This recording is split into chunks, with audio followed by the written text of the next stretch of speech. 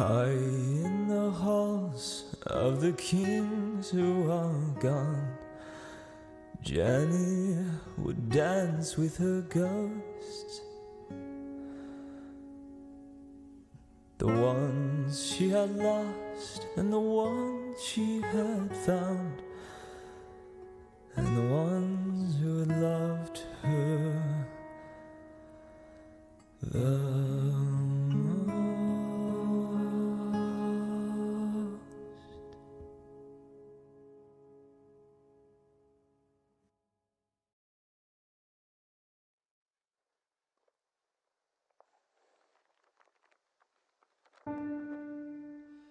Join me for an adventure, oh, much like any other, with twists and turns and plot devices, words and wonder. Now my advice is listen close.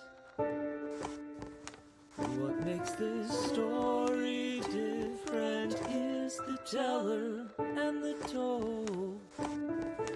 This one's ours and it's waiting to unfold.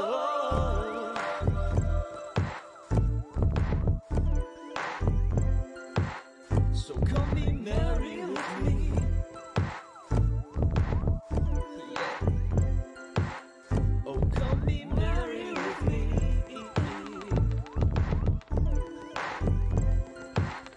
Come on, be merry with me.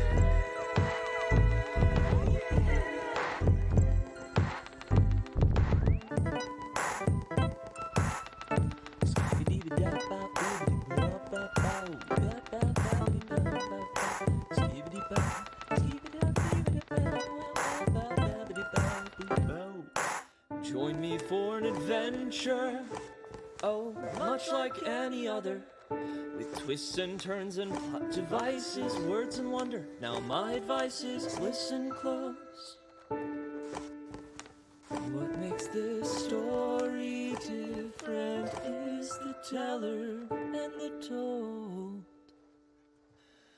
This one's ours and it's waiting to unfold.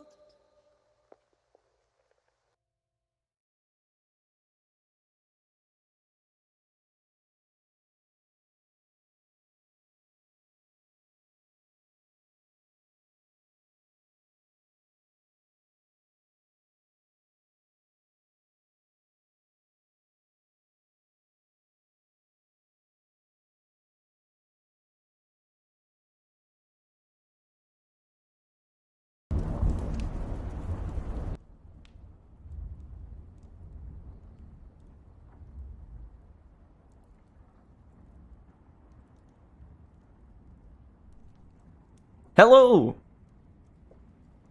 What's going on, guys? Yeah. Alright. Hey, new follower! What's up? Welcome, Dark Nut. Heck, how's everybody doing? Thank you so much to Mobbin, my boy Mobbin, for bringing all you guys here.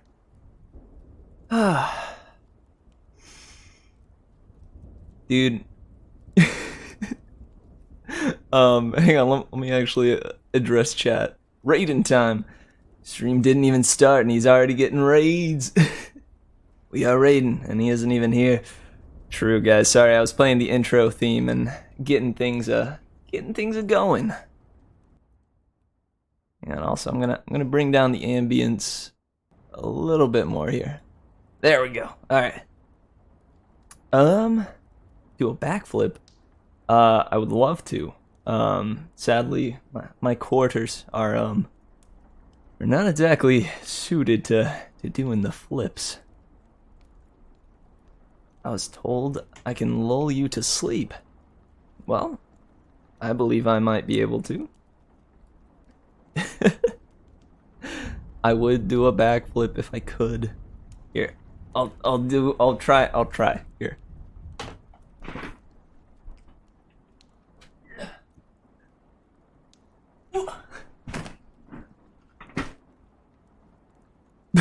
Could you even see that?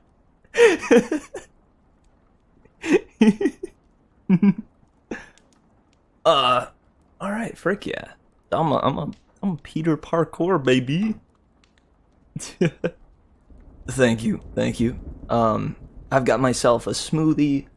I'm feeling good, and I hope everybody else is too. A true physical specimen. Oh, I don't know about that. No, I have been blessed with relatively good looks and some semblance of charm. Goodness, yeah. How'd the stream go, Mobbin? I was lurking like in and out, but I want to know like how you felt about it. If I only could be blessed. I mean, I can do my best to bless you, but only if you sneeze.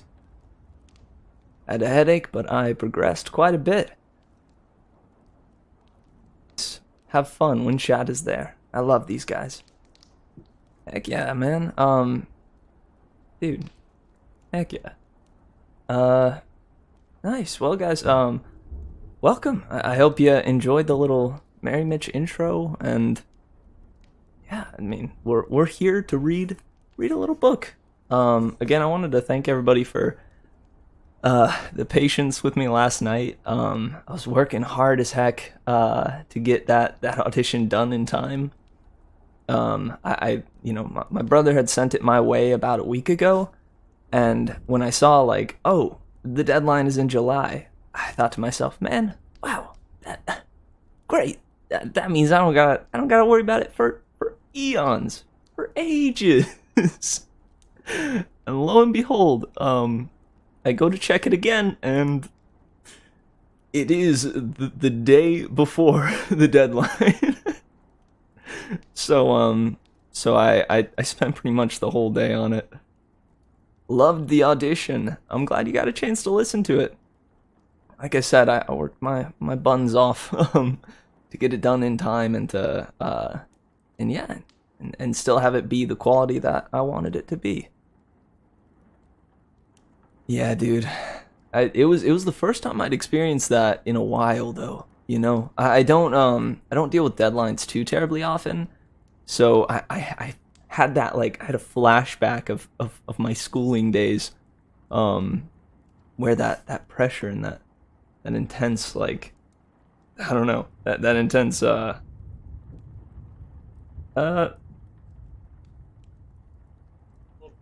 sorry, that intense, like, get her done or I don't know, or flop, like goes into gear. So I decided to get it in gear instead of flop.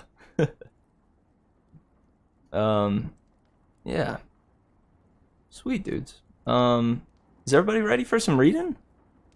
I'm about to do my little recap, as I do at the start of these here streams. Heck yeah, guys, everybody get comfy. I've got my little robe on, so, if you have a robe or anything like that, or a sweater, or your favorite blanket or something, go grab it. Go grab it. And settle in for some reading. Last we left off, in Percy Jackson and the Titan's Curse, our heroes were on their way to a conservatory of sorts. It was the newly awakened Thalia, Annabeth, Grover, and of course Percy. They were heading off to, yes, like kind of a dark, like, manor looking school, because Grover had sent a distress call saying that he needed help because he had found some potential recruits for Half-Blood Hill. So they got there. Thankfully, Thalia adjusted the mist in a way where it wasn't unusual for them to be there suddenly. And Grover pointed out the two half-bloods in question, the D'Angelos, a brother and a sister, the sister being older. Grover also clued them in that Mr. Thorne was actually the monster that had been preventing Grover from getting close to the D'Angelos. Um, oh hey, good night, Dark Nut. Sweet dreams. Uh, so they went into the dance that was going on at the school.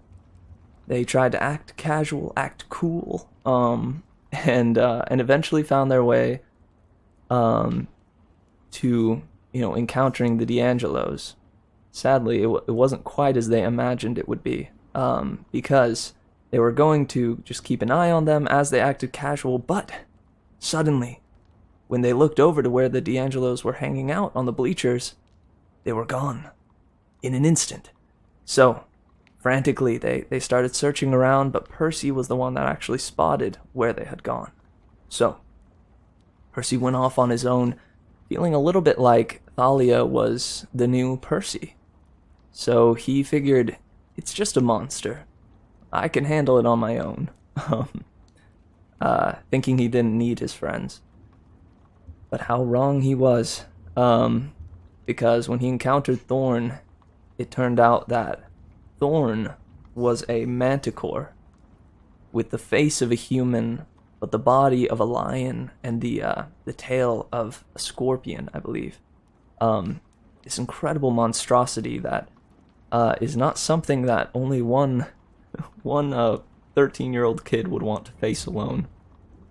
They were saved by the last minute by the huntress, or the hunters. That would be Artemis's, the goddess Artemis's kind of band of maidens. But though the manticore went toppling off the cliff, he did so with Annabeth in tow. So Annabeth is gone, and nowhere to be seen. She should have fallen in the water, but since Percy is connected with the ocean, being the son of the sea, he couldn't sense her. Somehow the manticore and Annabeth vanished, leaving Percy quite distressed, along with Thalia and Grover. Bianca and Nico, the D'Angelos, took this somewhat well, They were just now introduced to the fact that they are demigods, and that there's this whole other side to the world that exists. And Nico thought it was the coolest thing since sliced bread, but Bianca was much more hesitant, but found solace with Artemis, since Artemis offered her the option to join her band of huntresses, which doing so would mean giving up the opportunity to find love in the future, and do the do with boys. A vow to remain abstinent from all that in order to gain immortality and be a maiden forever. Bianca was down with it. She was like, oh yeah, I want to do that, with a little bit of hesitancy, but sure enough, she wanted to do it. But Percy remarked on that and thought that, man, I don't know, like you're just gonna leave your brother like that, just like that. I don't know, because it seems like the two of them are all they have, family wise. Yeah. Oh yeah. Then we met Artemis's brother, Apollo, the sun god, who came roaring in a hot rod. This Maserati, beautiful looking car that apparently acts as the sun, which he just drives around through the sky. So he came down and landed, and gave the huntresses and the our band of heroes a ride over to Camp Half-Blood. The huntresses went along with them because Artemis apparently believes that there's something awakening, the Manticore Mr. Thorn had hinted that there was something on the rise, and Artemis apparently seemed to know what that was and believed that she was the one that needed to take care of it. And And so she asked if the huntresses could go and have a stay at Camp Half-Blood. So they got aboard the now bus, which had transformed from the hot rod to a bus, and Apollo offered Thalia a chance to drive, because she is the daughter of Zeus, who is the lord of the sky. So he thought she would be a natural driving the sun. Apparently there was some unannounced trauma in her past or something that caused her to panic at the wheel. And so they made it back to Camp Half-Blood alive, but not without some turbulence. And that's where we left off.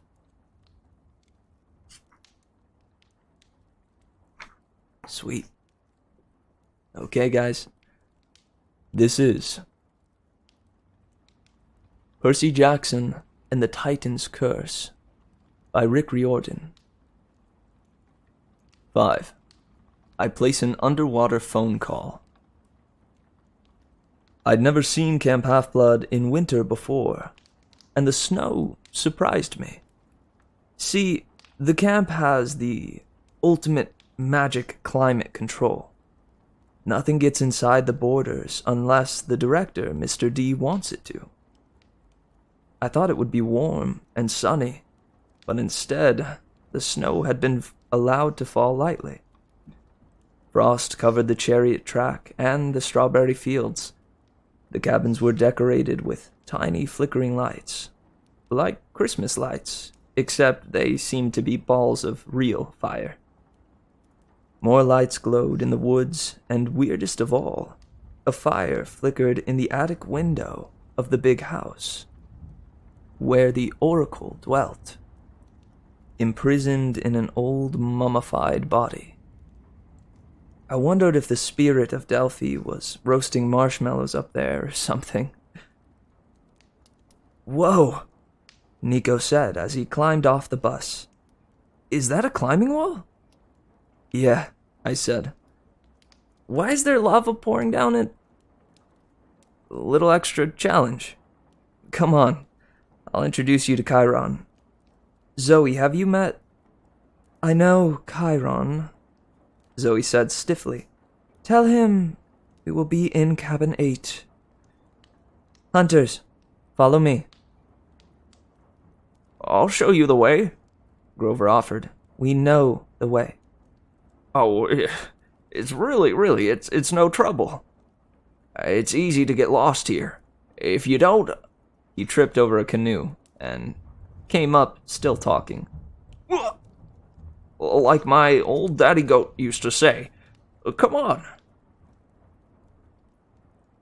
Zoe rolled her eyes, but I guess she figured there was no getting rid of Grover. The hunters shouldered their packs and their bows and headed off toward the cabins. As Bianca D'Angelo was leaving, she leaned over and whispered something in her brother's ear. She looked at him for an answer, but Nico just scowled and turned away. Take care, sweethearts, Apollo called after the hunters. He winked at me. Watch out for those prophecies, Percy. I'll see you soon. What do you mean? Instead of answering, he hopped back in the bus. Later, Thalia, he called. And, be good. He gave her a wicked smile. And as if he knew something she didn't. Then he closed the doors and revved the engine. I turned aside as the sun chariot took off in a blast of heat. When I looked back, the lake was steaming. A red Maserati soared over the woods, glowing brighter and climbing higher until it disappeared in a ray of sunlight. Nico was still looking grumpy. I wondered what his sister had told him. Who's Chiron? He asked. I don't have his figurine. Our activities director, I said. He's Well, you'll see. If those hunter girls don't like him, Nico grumbled, that's good enough for me. Let's go. The second thing that surprised me about camp was how I knew most half-bloods only trained during the summer. Just the year-rounders would be here, the ones who didn't have homes to go to, or would get attacked by monsters too much if they left. But there didn't even seem to be many of them either. I spotted Charles Beckendorf from the Hephaestus cabin, stoking the forge outside the camp armory. The Stoll brothers, Travis and Connor, from the Hermes cabin, were picking the lock on the camp store. A few kids from the Ares cabin were having a snowball fight with the wood nymphs at the edge of the forest. That was about it. Even my old rival from the Ares cabin, Clarice, didn't seem to be around. The big house was decorated with strings of red and yellow fireballs that warmed the porch, but didn't seem to catch anything on fire. Inside, flames crackled in the hearth.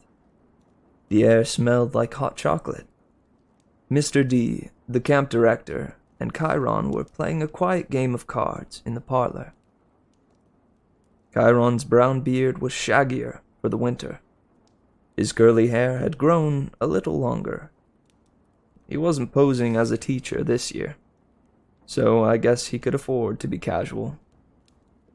He wore a fuzzy sweater with a hoofprint design on it, and he had a blanket on his lap that almost hid his wheelchair completely. He smiled when he saw us. Percy! Thalia!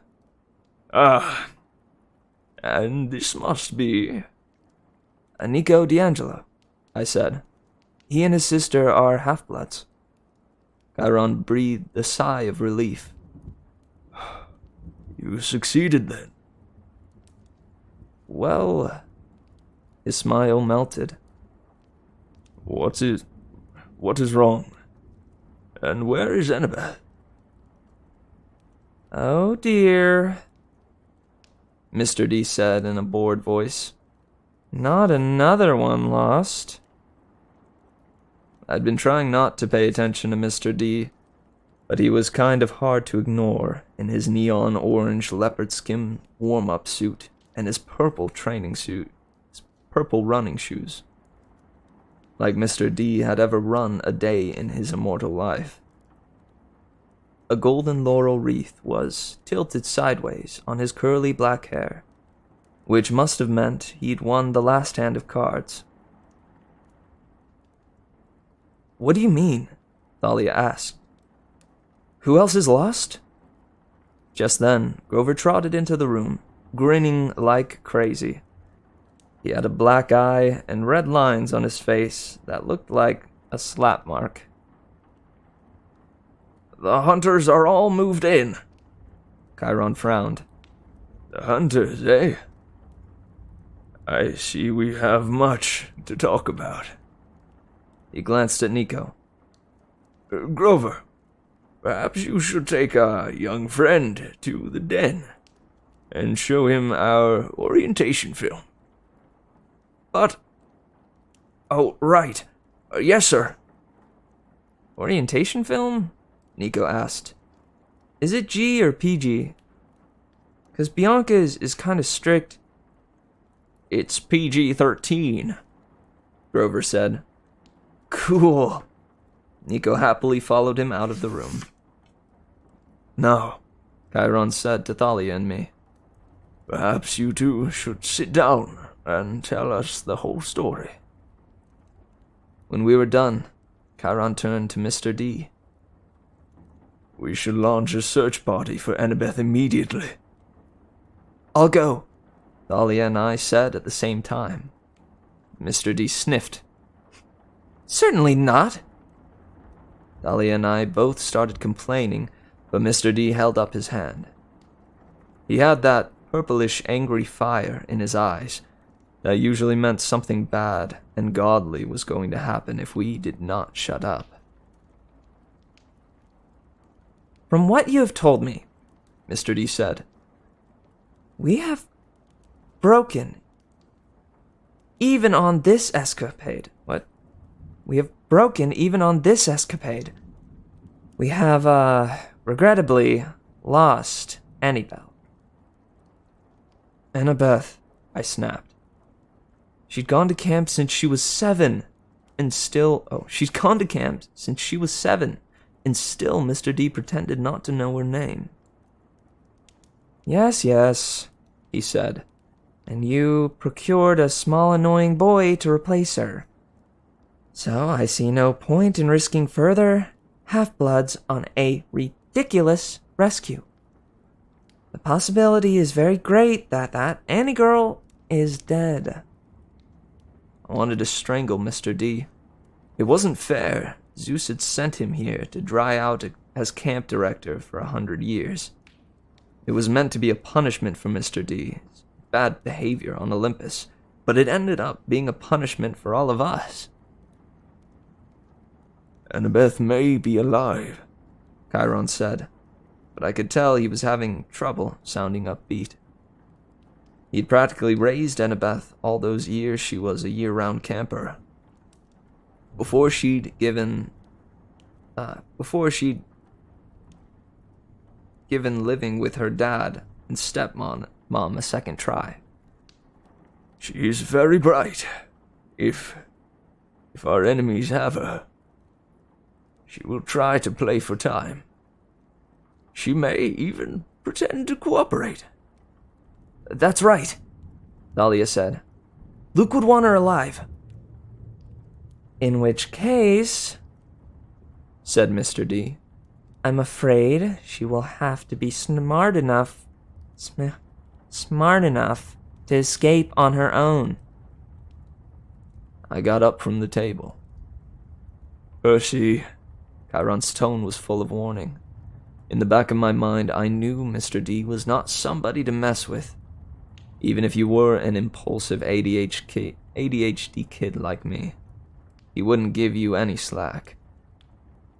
But I was so angry I didn't care. You're glad to lose another camper, I said. You'd like it if we all disappeared. Mr. D stifled a yawn. You have a point. You have a point? Yeah, I growled. Just because you were sent here as a punishment doesn't mean you have to be a lazy jerk. This is your civilization, too. Maybe you could try helping out a little? For a second, there was no sound except the crackle of the fire. The light reflected in Mr. D's eyes, giving him a sinister look. He opened his mouth to say something, probably a curse that would blast me to smithereens, when Nico burst into the room, followed by Grover. So cool! Nico yelled, holding his hands out to Chiron. You're a centaur! Chiron managed a nervous smile. Yes, Mr. D'Angelo. If you please, though I prefer to stay in human form in this wheelchair for, first encounters. And whoa! He looked at Mr. D. You're the wine dude. No way. Mr. D turned his eyes away from me and gave Nico a look of loathing. The wine dude? Dionysus, right? Oh, wow. I've got your figurine. My figurine. In my game, Mytho Magic. And a hollow foil card too. And even though you've only got like 500 attack points and everybody thinks you're the lamest god card, I totally think your powers are sweet. Mr. D seemed truly perplexed, which probably saved my life. Well, that's gratifying. Percy, Chiron said quickly. You and Thalia go down to the cabins. Inform the campers we'll be playing Capture the Flag tomorrow evening. Capture the flag? I asked. But we don't have enough. It is tradition, Chiron said. A friendly match, whenever the hunters visit. Yeah, Thalia muttered. I bet it's real friendly. Chiron jerked his head toward Mr. D, who was still frowning at Nico. As Nico talked about how many defense points all the gods in his game had. Run along now, Chiron told us. Oh, right, Thalia said. Come on, Percy. She hauled me out of the big house before Dionysus could remember that he wanted to kill me. You've already got Ares on your bad side, Thalia reminded me as we trudged toward the cabins. You need another immortal enemy? She was right. My first summer as a camper, I'd gotten in a fight with Ares, and now he and all his children wanted to kill me. I didn't need to make Dionysus mad as well. Sorry, I said. I couldn't help it. It's just so unfair. She stopped by the armory and looked out across the valley toward the top of Half-Blood Hill. Her pine tree was still there, the golden fleece glittering in its lowest branch. The tree's magic still protected the borders of camp, but it no longer used Thalia's spirit for power.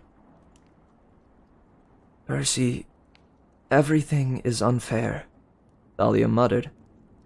Sometimes I wish. She didn't finish, but her tone was so sad I felt sorry for her. With her ragged black hair, and her black punk clothes, an old wool overcoat wrapped around her, she looked like some kind of huge raven, completely out of place in the white landscape. We'll get Annabeth back, I promised. I just don't know how yet. First, I found out that Luke is lost, she said. Now, Annabeth, don't think like that. You're right. She straightened up. We'll find a way. Over at the basketball court, a few of the hunters were shooting hoops. One of them was arguing with a guy from the Ares cabin. The Ares kid had his hands on his sword, and the hunter girl looked like she was going to exchange her basketball for a bow and arrow any second. I'll break that up, Alia said. You circulate around the cabins. Tell everyone about Capture the Flag tomorrow. All right. You should be team captain. No, she said. You've been at camp longer. You do it. We can, co-captain or something? She looked about as comfortable with that as I felt, but she nodded. As she headed for the court, I said, Hey, Thalia. Yeah? I'm sorry about what happened at Westover. I should have waited for you guys. It's okay, Percy. I probably would have done the same thing. She shifted from foot to foot, like she was trying to decide whether or not to say more. You know, you asked about my mom, and I kind of snapped at you. It's just... I went back to find her after 7 years, and I found out she died in Los Angeles. She was a heavy drinker. And apparently she was out driving late one night about 2 years ago, and... Thalia blinked hard. I'm sorry. Yeah, well, it's not like we were even close. I ran away when I was 10. Best 2 years of my life were when I was running around with Luke and Annabeth. But still... That's why you had trouble with the sun van. She gave me a wary look. What do you mean? The way you stiffened up. You must have been thinking about your mom, not wanting to get behind the wheel. I was sorry I'd said anything. Thali's expression was dangerously close to Zeus's, the one time I'd seen him get angry. Like any minute, her eyes would shoot 1,000,000 volts.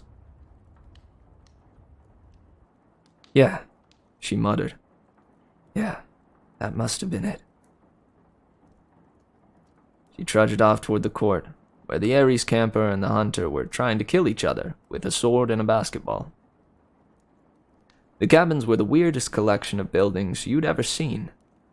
Zeus and Hera's big white columned buildings, cabins 1 and 2 stood in the middle, with 5 gods' cabins on the left and 5 goddesses' cabins on the right. So they all made a U around the central green and the barbecue hearth. I made the rounds, telling everybody about Capture the Flag. I woke up some Ares kid from his midday nap, and he yelled at me to go away. When I asked him where Clarice was, he said, "Went on a quest for Chiron. The top secret." Is she okay? Haven't heard from her in a month. She's missing in action. Like your butt's gonna be if you don't get out of here. Like your butt's gonna be if you don't get out of here. I decided to let him go back to sleep. Finally, I got to cabin 3, the cabin of Poseidon. It was a low gray building hewn from sea stone, with shells and coral fossils imprinted on the rock.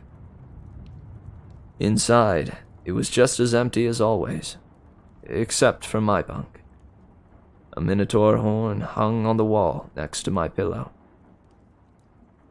I took Annabeth's baseball cap out of my backpack and set it on my nightstand. I'd give it to her when I found her, and I would find her. I took off my wristwatch and deactivated the shield, and activated the shield. It creaked noisily as it spiraled out. Dr. Thorne's spikes had dented the brass in a dozen places. One gash kept the shield from opening all the way, so it looked like a pizza with 2 slices missing. The beautiful metal pictures that my brother had crafted were all banged up. In the picture of me and Annabeth fighting the Hydra, it looked like a meteor had made a crater in my head.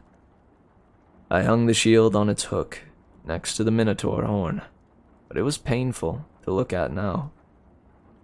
Maybe Beckendorf from the Hephaestus cabin could fix it for me. He was the best armor smith in the camp.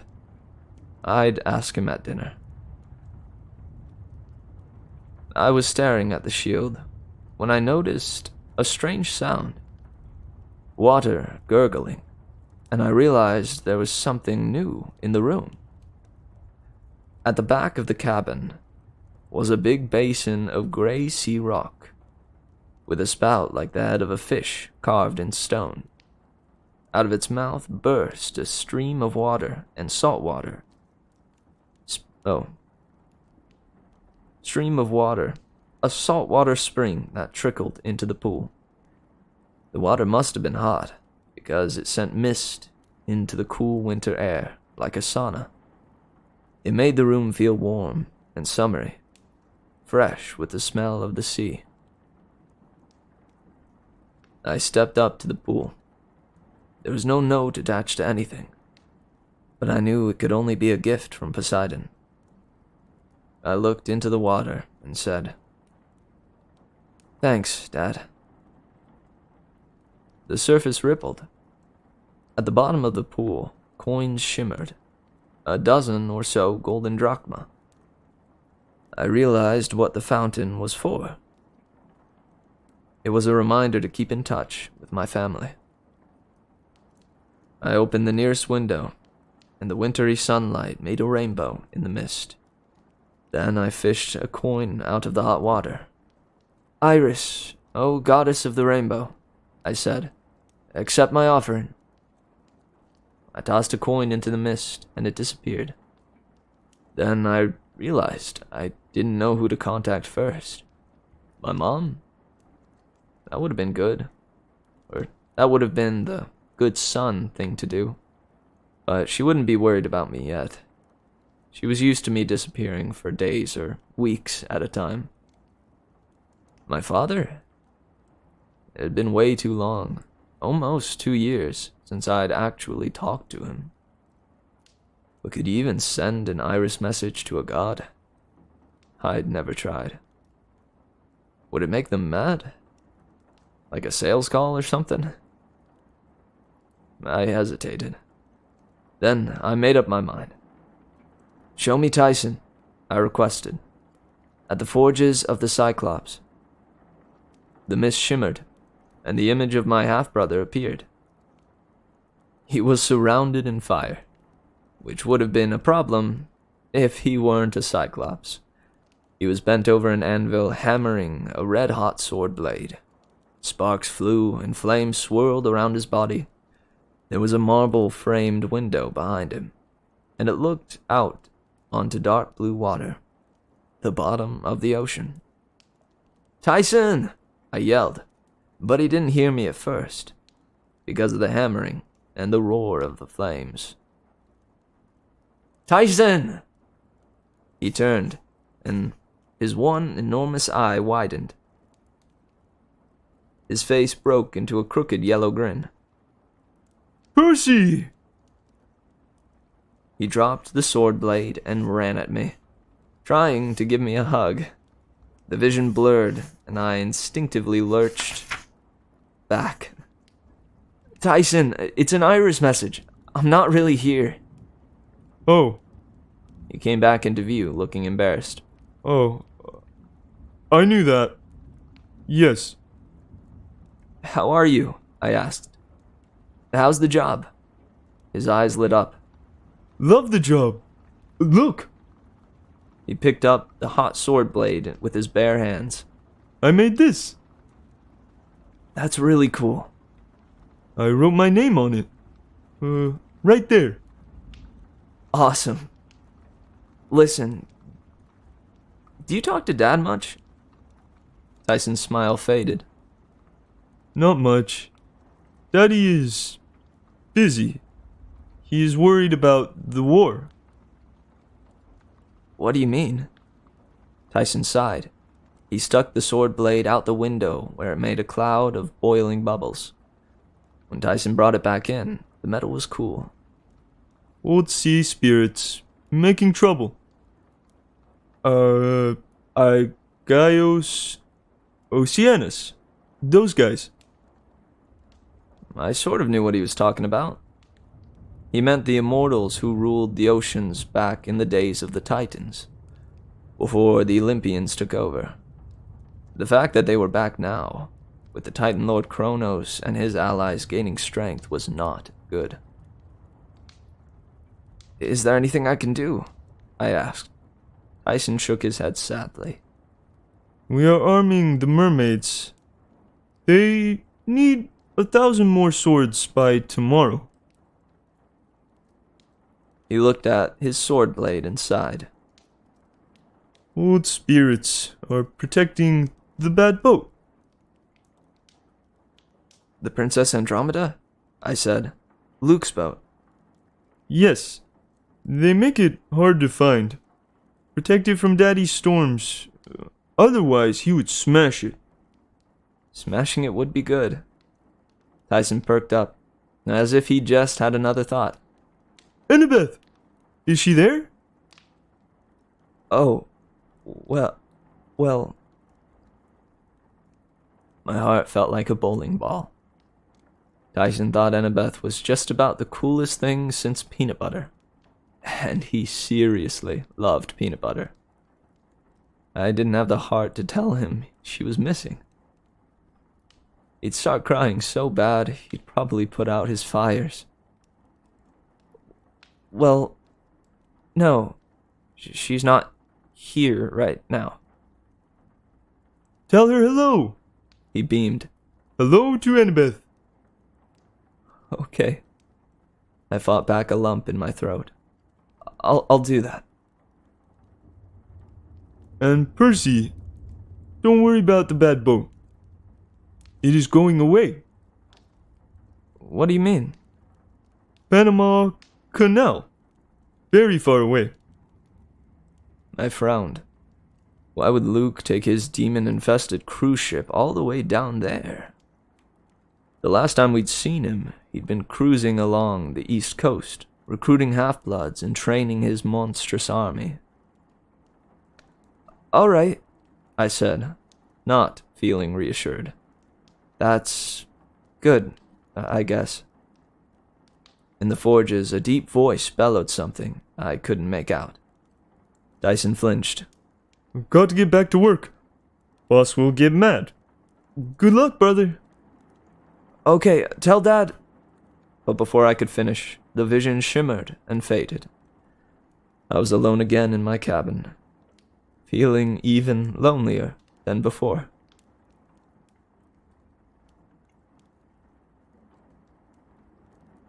I was pretty miserable at dinner that night. The food was excellent as usual. You can't go wrong with barbecue pizza and never empty soda coplets. The torches and braziers kept the outdoor pavilion warm, and we all had to sit with our cabin mates, which meant I was alone at the Poseidon table. Thalia sat alone at the Zeus table, but we couldn't sit together. Camp rules. At least the Hephaestus, Ares, and Hermes cabins had a few people each. Nico sat with the Stoll brothers, since new campers always got stuck with the Hermes cabin, if their Olympian parent was unknown. The Stoll brothers seemed to be trying to convince Nico that poker was a much better game than mytho-magic. I hoped Nico didn't have any money to lose. The only table that really seemed to be having a good time was the Artemis table. The hunters drank, ate, and laughed like one big happy family. Zoe sat at the head like she was the mama. She didn't laugh as much as the others, but she did smile from time to time.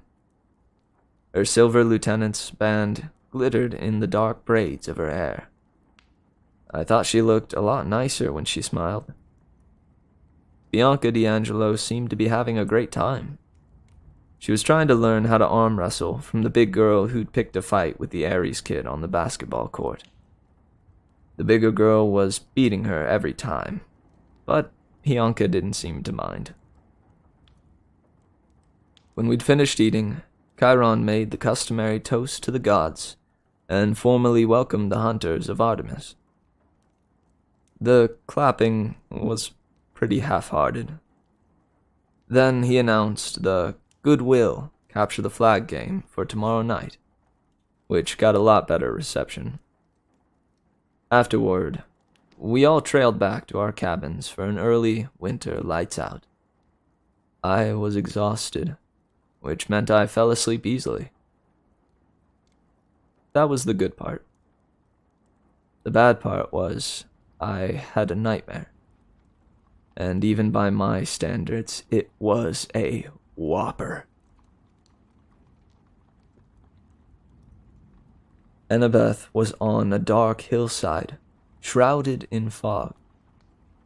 It almost seemed like the underworld, because I immediately felt claustrophobic, and I couldn't see the sky above. Just a close, heavy darkness, as if I were in a cave. Annabeth struggled up the hill. Old broken Greek columns of black marble were scattered around, as though something had blasted a huge building to ruins. "Thorn!" Annabeth cried. "Where are you? Why did you bring me here?" She scrambled over a section of broken wall and came to the crest of the hill. She gasped. There was Luke, and he was in pain. He was crumpled on the rocky ground, trying to rise. The blackness seemed to be thicker around him. fog swirling hungrily. His clothes were in tatters, and his face was scratched and drenched with sweat. "Annabeth," he called. "Help me! Help me, please!" She ran forward. I tried to cry out. "He's a traitor! Don't trust him!" But my voice didn't seem to work in the dream. Annabeth had tears in her eyes. She reached down like she wanted to touch Luke's face, but at the last second, she hesitated.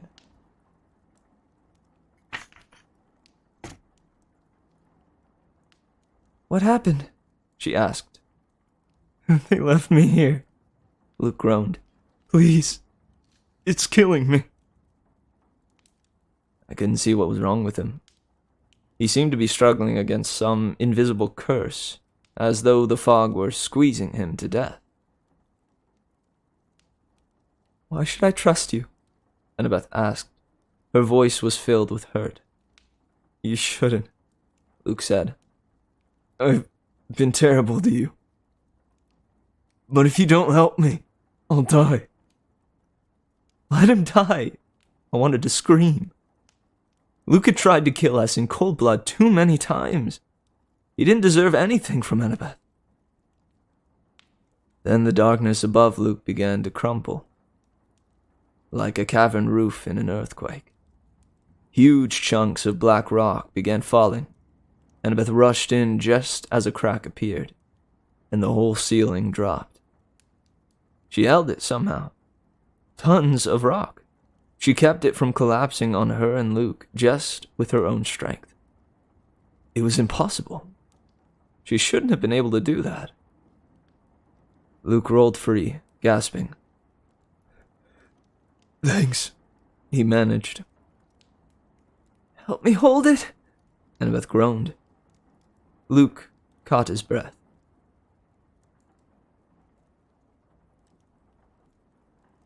His face was covered in grime and sweat. He rose unsteadily. "I knew I could count on you." He began to walk away as the trembling blackness threatened to crush Annabeth. "Help me!" she pleaded. "Oh, don't worry," Luke said. "Your help is on your way. Your help is on the way. It's all a part of the plan. In the meantime, try not to die." The ceiling of darkness began to crumple again, pushing Annabeth against the ground. I sat bolt upright in bed, clawing at the sheets. There is no sound in my cabin except the gurgle of the saltwater spring. The clock on my nightstand read just after midnight. Only a dream, but I was sure of two things. Annabeth was in terrible danger, and Luke was responsible.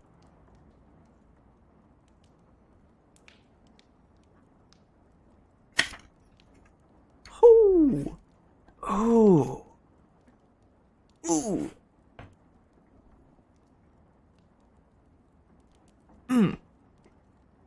Dang, guys, how we doing?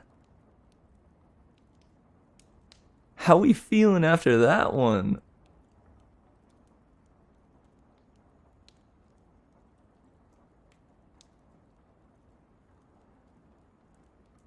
Dang, dude, and again, like usual, I hope I did it justice.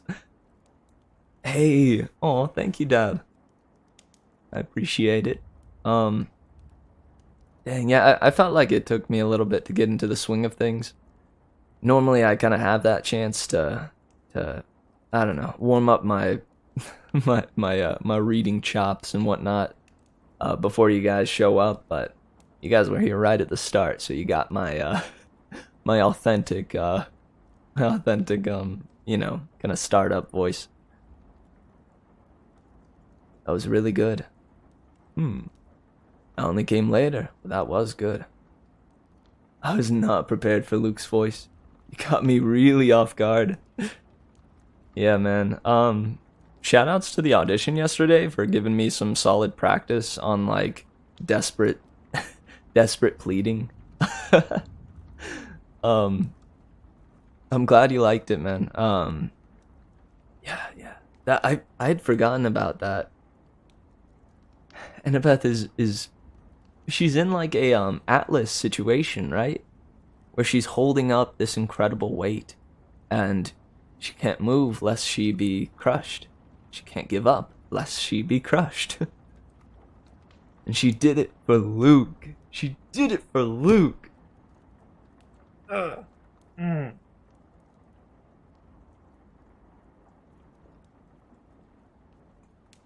Gonna angrily sip my smoothie.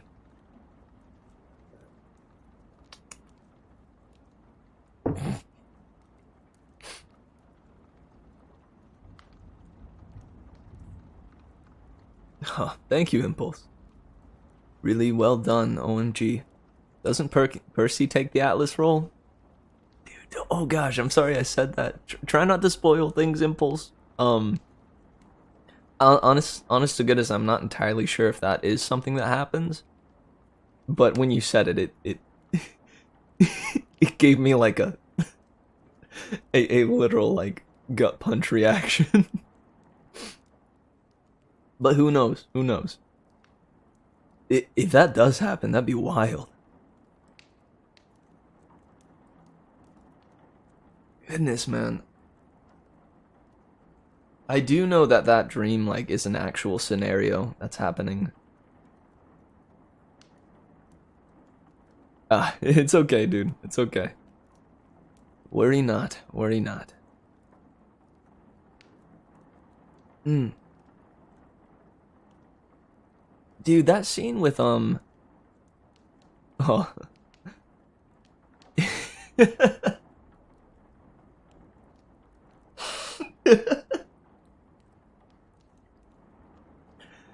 Dad, please.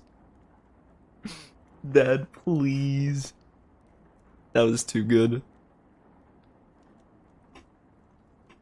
Man, I'm frustrated I didn't think of it first.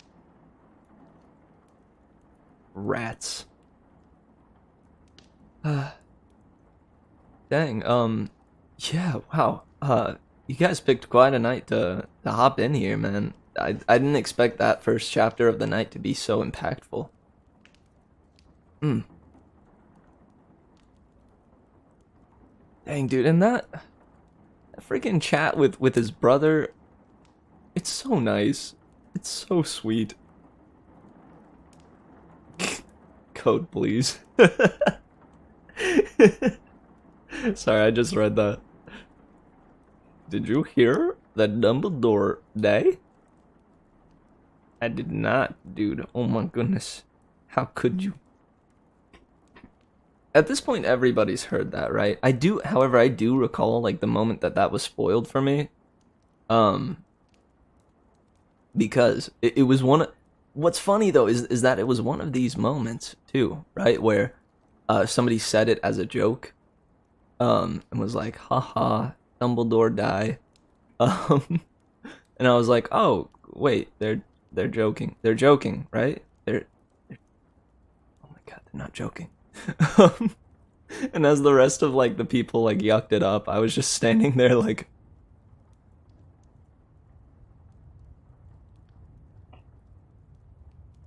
oh god, no. It was right before the movie where that happens, or it's right before the movie when it happens. People were talking about it and being like, "Oh, I'm hyped for this movie. In the next one, it's got that scene." Um, it was something.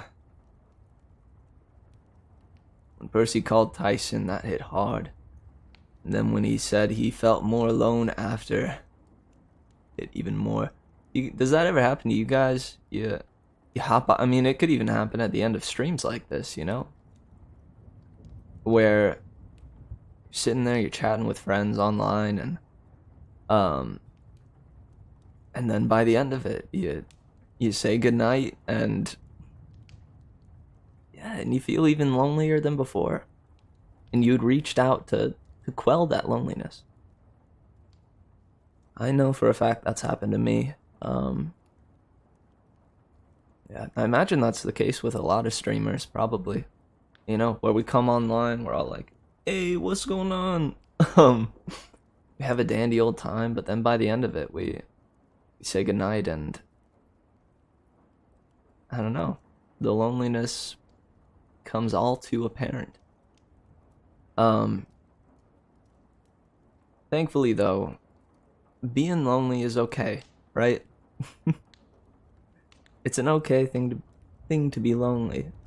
And if I make the effort to reach out and be with people, be it online or in person, then that's a good thing.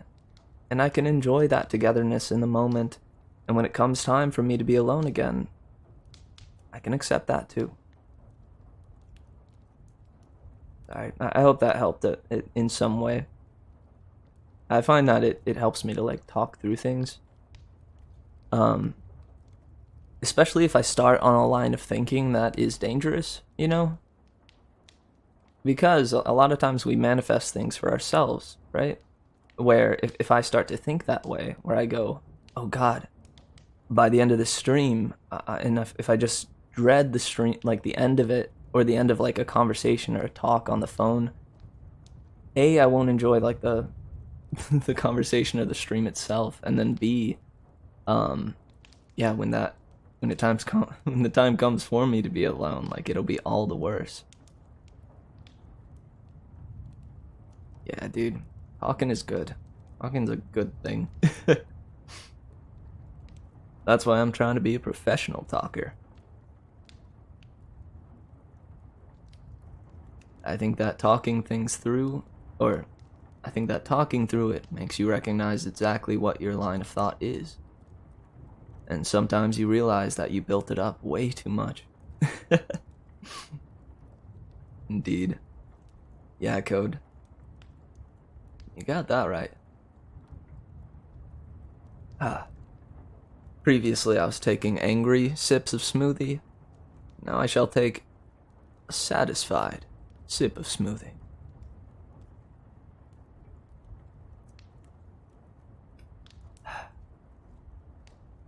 Good stuff.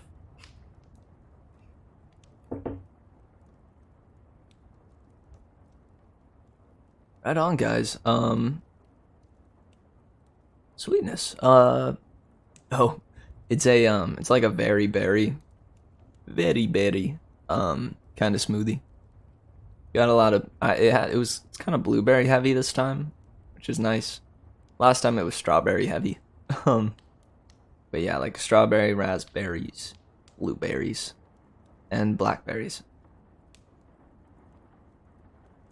Honestly, those are some of my favorite fruits. Berries are so good. Oh, I thought for a second I read that super wrong. I thought you said like my favorite berry is a pineapple.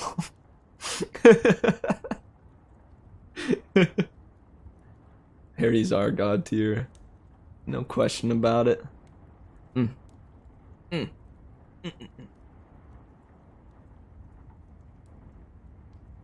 Whew, nice. Also, how are we feeling after that chapter? Do we want to take like a break to like shimmy and shake off the the serious tone of that one, or shall we just jump into the next chapter?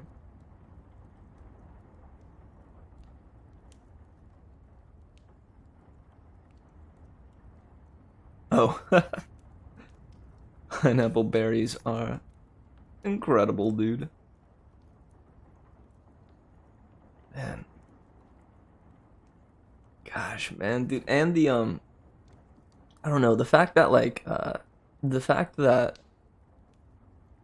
all through like the beginning of that chapter and up until the dream, there's like little moments of where it's abundantly clear that Annabeth is still missing. I think makes that last part to the chapter way more impactful.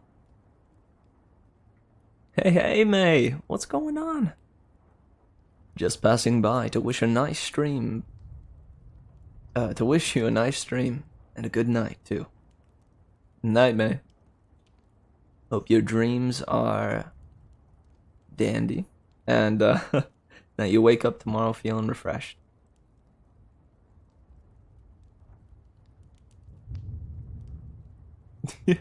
Blueberries are rad.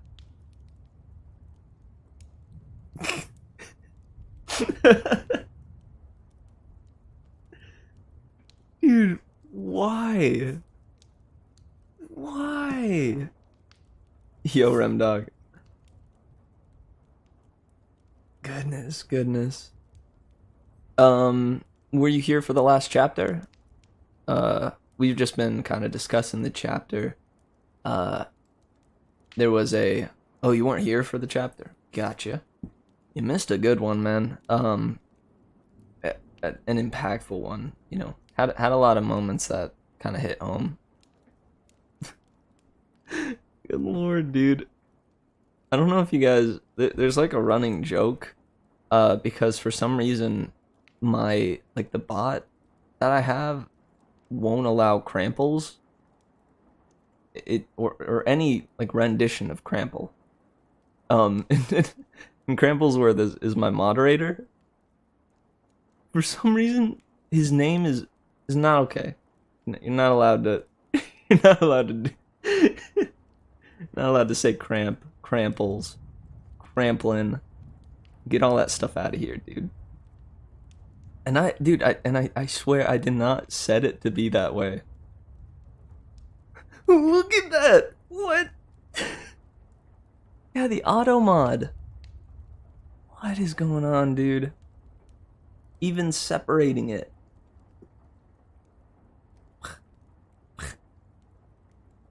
Looks like I came in for some quality content. Oh yeah, what's up, Roman X? We're just about to get into the second chapter of the night. You're here just in time. I've been sipping my smoothie in various... I was also explaining the Cramples, like, inside joke in the stream. For some, like, my mod's name is, or like, my mod's moniker is Cramplesworth on Twitch. And dude, for some reason, the auto mod I think is jealous. That must be it. Cramples, do you think that's it? Do you think the auto mod is just jealous? As soon as like I made you a mod, it was like, what? It can only be me. It can only be me. Either that or the auto mod's just trying to like take a jab at you. I don't know. It might not run as deep as I'm throwing out there. Oh, and Mitch, what was the audition on Discord for? I was really confused. Lol. So Connor Rush is developing a game called Summerland. It's through the organization Fire Games. It's meant to be a take on mortality and how people deal with mortality. A realistic take at that, with some supernatural like twists and whatnot. So there's a character named Charlie and a character named Matthew. Matthew is the old disheveled like cop who's too old for this shite. And Charlie is a Bostonian kind of mob boss guy that gets angry at the drop of a hat, loses his temper a lot, and communicates with Matthew, the main character, primarily through phone call. So yeah, I was asked to read through 2 lines from Matthew and then sing a song, in like a low and kind of drawn out voice of some kind. So, and then for Charlie, he had a number of lines, there were a number of lines listed for me to read in a cool accent. Oh, thank you. Yeah, man, I really tried hard, and I even like went through the trouble of like trying to audio engineer some my voice so that it sounds good, and then there's some ambience, and it's presented how I wanted it to be. Yeah, if you that's not an original song, just so you know. That's Jenny of Oldstone. You may have heard it in Game of Thrones. I think season 7 or 8, towards the end of the series. It's the part where they're about to defend Winterfell from the coming storm. I won't try to spoil anything, but that's that's all I'll say. But yeah, it's such a good song, dude. Never wanted to leave. Never wanted to leave. High in the halls, the kings who are gone, Jenny would dance with her ghosts. Dude, it's so nice. It's incredibly soothing, and like the actual thing, the actual song, has this way of where it just crescendos the whole time. It goes from like real low and just crescendos the whole time until the very, very end, which is just like it's a super unique way of like creating a song, and I don't see that very often. The acoustic version. Harry! Harry! Harry!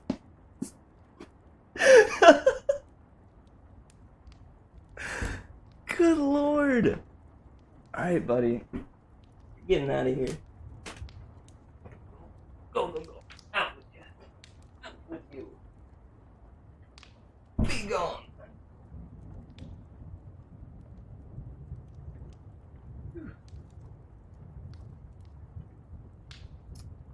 Well.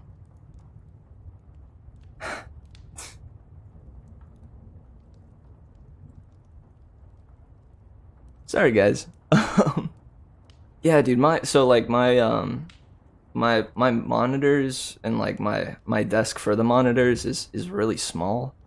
And the cats have been like wanting up there. They want up there for some reason, and I think it's just because they're not allowed on it. And lo and behold, Harry decided to make the jump, make the first move at last during the stream. I'm just glad he seems to be okay. I was worried there for a second because he tried to jump like on a very tiny spot and he failed. Yeah, catastrophically.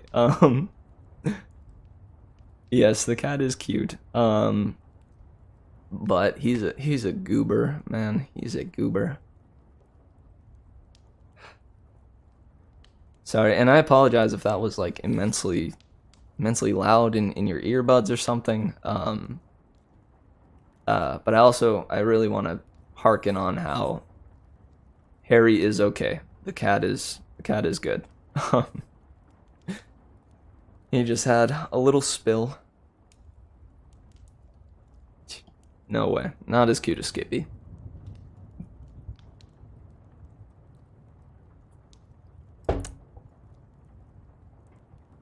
Okay, guys. Well, on that note, let's go ahead and get into this next chapter.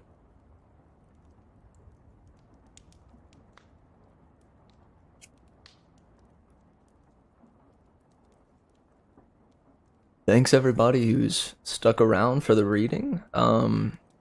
Go ahead and get comfy. Go ahead and get comfy.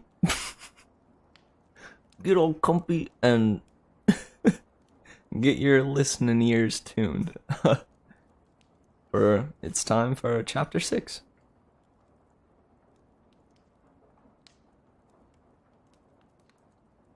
Am I really going to play with Kramples and Tokoyu, or was I fooled? 'Cause lol. Yeah, tomorrow is our tabletop role-playing night. Or tabletop role-playing game night. So, we'll be hanging out at 9 p.m. into the night, playing some, we're going to be trying out Lancers. we're alternating between the traditional D&D and yeah, this new system that Cade found called Lancers. Oh yeah, sadly I didn't stream earlier, but I meant to put in the announcements. It's in the show and tell. Cade goes by Mr. Ninja Cat. You can find him on Twitch. And he was streaming today the preparation for tomorrow's stream. So if you ever want to get like behind the scenes stuff, you can go check out his VOD or try to catch him while he's planning for the D&D stuff. Heck yeah.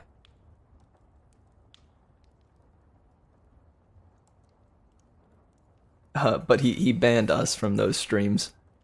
Otherwise, we would be spoiled.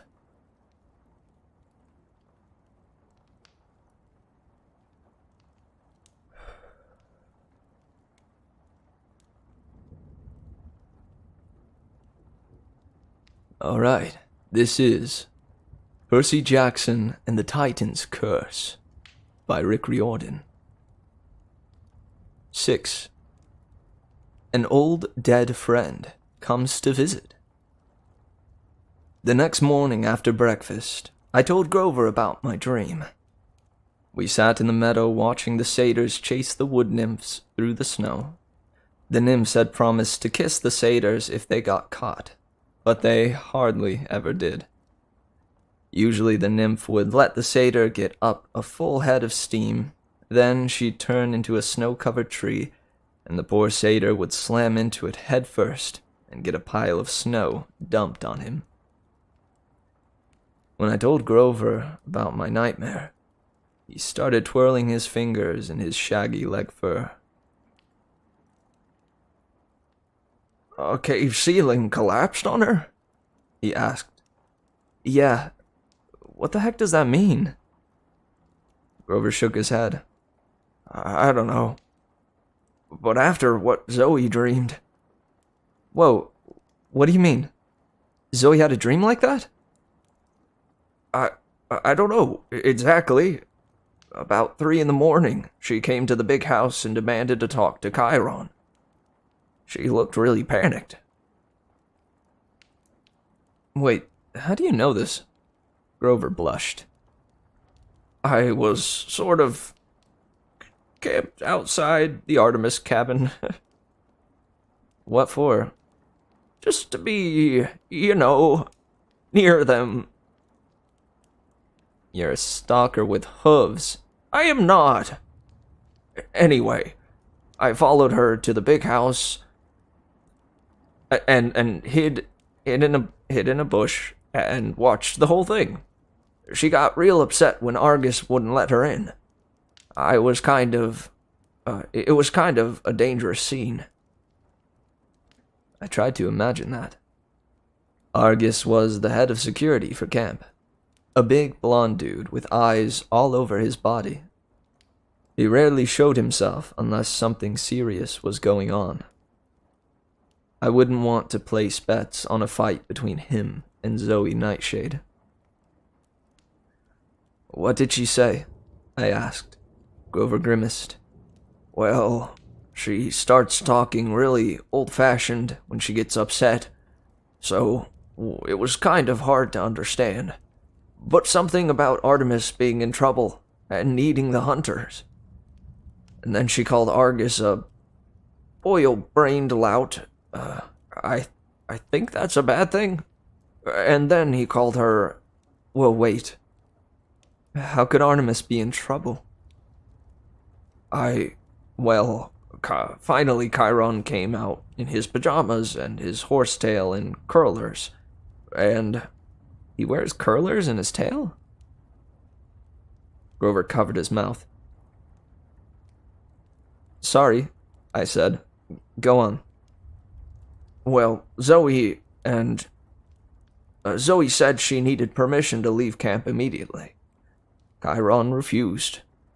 He reminded Zoe that the hunters were supposed to stay here until they received orders from Artemis.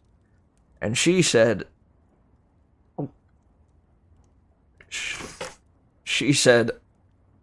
how are we gonna get orders from Artemis if Artemis is lost? What do you mean lost? Like, she needs directions? No. I think she meant gone. Taken. Kidnapped. Kidnapped?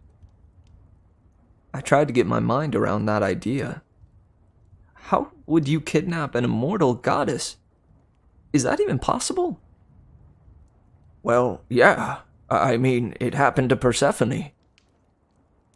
But she was like the goddess of flowers. Grover looked offended. Springtime. Whatever. Artemis is a lot more powerful than that. Who could kidnap her? And why? Grover shook his head miserably. I don't know. Kronos? He can't be that powerful already, can he? The last time we'd seen Kronos, he'd been in tiny pieces. Well, we hadn't actually seen him.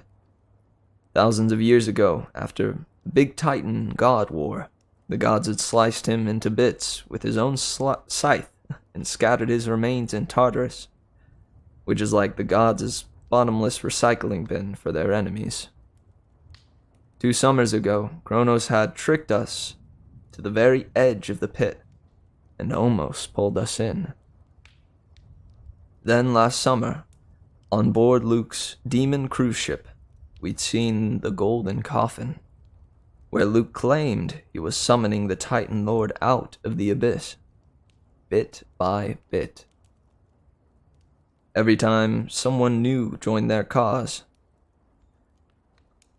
Kronos could influence people with dreams and trick them, but I didn't see how he could physically overcome Artemis if he was still like a pile of evil bark mulch. I don't know, Grover said. I think somebody would know if Kronos had reformed. The gods would be more nervous. But still, it's weird. You having a nightmare the same night as Zoe. It's almost like... They're connected, I said.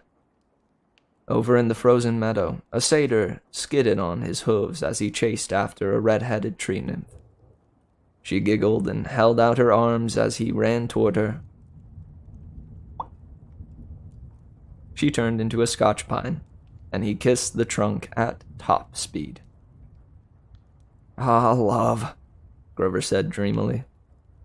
I thought about Zoe's nightmare, which she had only a few hours after mine. I've got to talk to Zoe, I said. Before you do. Grover took something out of his coat pocket. It was a 3-fold display, like a travel brochure. You remember what you said? About how it was weird the hunters just happened to show up at Westover Hill? I think they might have been scouting us. Scouting us? What do you mean? He gave me the brochure. It was about the hunters of Artemis. The front read, "A wise choice for your future." Inside were pictures of young maidens doing hunter stuff, chasing monsters, shooting bows. There were captions like, health benefits, immortality, and what it means for you, and a boy-free tomorrow. I found that in Annabeth's backpack, Grover said. I stared at him. I don't understand. Well, it seems to me maybe Annabeth was thinking about joining.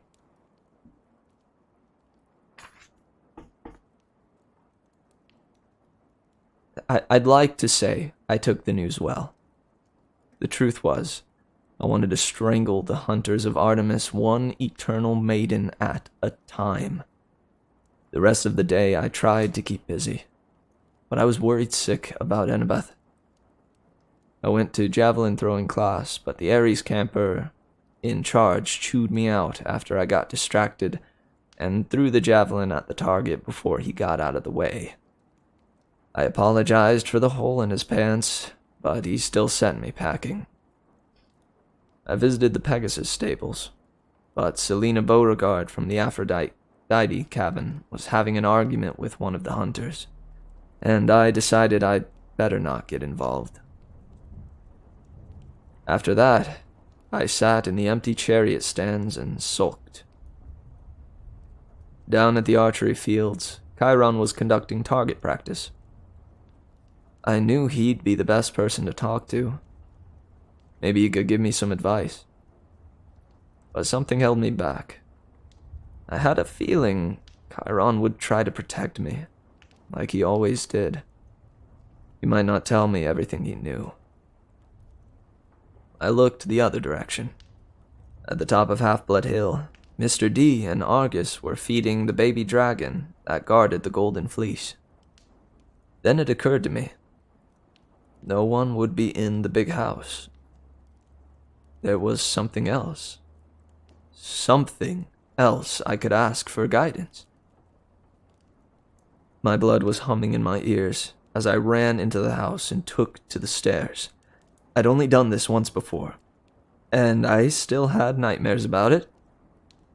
I opened the trapdoor and stepped into the attic. The room was dark and dusty and cluttered with junk, just like I remembered. There were shields with monster bites out of them, and swords bent in the shapes of demon heads, and a bunch of taxidermy, like stuffed harpy and a bright orange python. Over by the window, sitting on a three-legged stool, was the shriveled-up mummy of an old lady in a tie-dye hippie dress. The Oracle. I made myself walk toward her. I waited for green mist to billow from the mummy's mouth, like it had before, but nothing happened. "Hi," I said. What's up?" I winced at how stupid that sounded. Not much could be up when you're dead and stuck in an attic. But I knew the spirit of the Oracle was in there somewhere. I could feel a cold presence in the room, like a coiled, sleeping snake. "I have a question," I said a little louder. "I need to know about Annabeth. How can I save her?" No answer. The sun slanted through the dirty attic window, lighting the dust motes dancing in the air. I waited longer. Then I got angry. I was being stonewalled by a corpse. "All right," I said. "Fine. I'll figure it out myself." I turned and bumped into a big table full of souvenirs. It seemed more cluttered than the last time I was here. Heroes stored all kinds of stuff in the attic. Quest trophies they no longer wanted to keep in their cabins, or stuff that held painful memories. I knew Luke had stored a dragon claw somewhere up here. The one that had scarred his face. There was a broken sword hilt labeled "The Broke and Leroy." This broke, and Leroy got killed, 1999. Then I noticed a pink silk scarf with a label attached to it. I picked up the tag and tried to read it. "Scarf of the Goddess Aphrodite. Recovered at Waterland, Denver Co. by Annabeth Chase and Percy Jackson." I stared at the scarf. I'd totally forgotten about it. 2 years ago, Annabeth had ripped this scarf out of my hands and said something like, "Oh no, no love magic for you." I just assumed she'd thrown it away. And yet here it was. She'd kept it all this time. Why had she stashed it in the attic? I turned to the mummy. She hadn't moved, but the shadows across her face made it look like she was smiling gruesomely.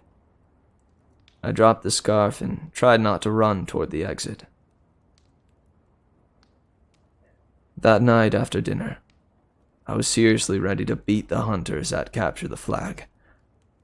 It was going to be a small game, only 13 hunters, including Bianca D'Angelo, and about the same number of campers. Zoe Nightshade looked pretty upset. She kept glancing resentfully at Chiron, like she couldn't believe he was making her do this. The other hunters didn't look too happy. Unlike last night, they weren't laughing or joking around. They just huddled together in the dining pavilion, whispering nervously to each other as they strapped on their armor. Some of them even looked like they'd been crying. I guess Zoe had told them about her nightmare. On our team, we had Beckendorf and 2 other Hephaestus guys, a few from the Ares cabin, though it still seemed strange that Clarice wasn't around, the Stoll brothers, and Nico from the Hermes cabin, and a few Aphrodite kids. It was weird that the Aphrodite cabin wanted to play. Usually they sat on the sidelines, chatted, and checked their reflections in the river and stuff. But when they heard we were fighting the hunters, they were raring to go.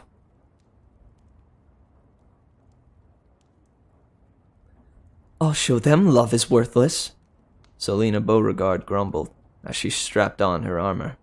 "I'll pulverize them." That left Thalia and me. "I'll take the defense," Thalia volunteered. I'll take the offense," Thalia volunteered. "You take defense."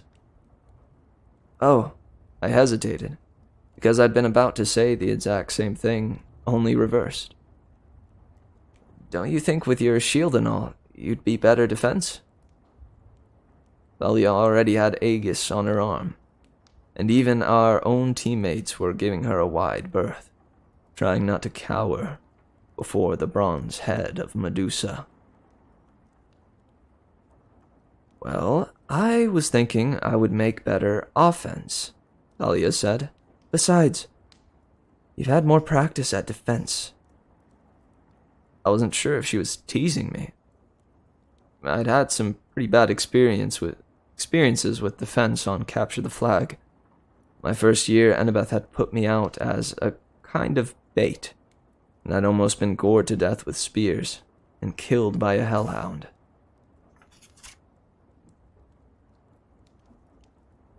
"Yeah, no problem," I lied. "Cool." Thalia turned to help some of the Aphrodite kids, who were having trouble suiting up their armor without breaking their nails. Nico D'Angelo ran up to me with a big grin on his face. "Percy, this is awesome!" His blue-feathered bronze helmet was falling in his eyes, and his breastplate was about 6 sizes too big. I wondered if there was any way I'd look that ridiculous when I'd first arrived. Unfortunately, I probably had. Nico lifted his sword with effort. "Do we get to kill the other team?" "Well, no." "But the hunters are immortal, right?" "That's only if they don't fall in battle. Besides, it would be awesome if we just, resurrected as soon as we were killed, so we could keep fighting, and... Nico, this is serious. Real swords. These can hurt." He stared at me, a little disappointed, and I realized that I just sounded like my mother. Whoa, not a good sign. I patted Nico on the shoulder. "Hey, it's cool. Just follow the team. Stay out of Zoe's way. We'll have a blast." Chiron's hoof thundered on the pavilion floor. "Heroes," he called. "You know the rules. You know the rules. The creek is the boundary line. Blue team, Camp Half-Blood, shall take the west woods. Hunters of Artemis, red team, shall take the east woods. I will serve as referee and battlefield medic. No intentional maiming, please. All magic weapons are allowed. To your positions." "Sweet," Nico whispered next to me. "What kind of magic items? Do I get one?" I was about to break it to him that he didn't, when Thalia said, "Blue team, follow me!" They cheered and followed. I had to run to catch up, and tripped over somebody's shield. I didn't look much like a co-captain, more like an idiot. We set our flag at the top of Zeus's fist. It's this cluster of boulders in the middle of the woods that, if you looked at it just the right way, looks like a huge fist sticking out of the ground. If you look at it from any other side, it looks like a pile of enormous deer droppings. But Chiron wouldn't let us call the place the poo pile. Especially after it had been named for Zeus, who doesn't have much of a sense of humor. Anyway, it was a good place to set the flag. The top boulder was 20 feet tall, and really hard to climb. So the flag was clearly visible, like the rules said it had to be, and it didn't matter that the guards weren't allowed to stand within 10 yards of it. I set Nico on guard duty with Beckendorf and the Stoll brothers, figuring he'd be safely out of the way. "We'll send out a decoy to the left," Thalia told the team. "Selena, you lead that." "Got it." "Take Laurel and Jason. They're good runners. Make a wide arc around the hunters. Attract as many as you can. I'll take the main raiding party around the right and catch them by surprise." Everybody nodded. It sounded good, and Thalia said it with such confidence you couldn't help but believe it would work. Thalia looked at me. "Anything to add, Percy?" Yeah. Keep sharp on defense. We've got 4 guards, 2 scouts. That's not much for a big forest. I'll be roving. Yell if you need help." "And don't leave your post," Thalia said. "Unless you see a golden opportunity," I added.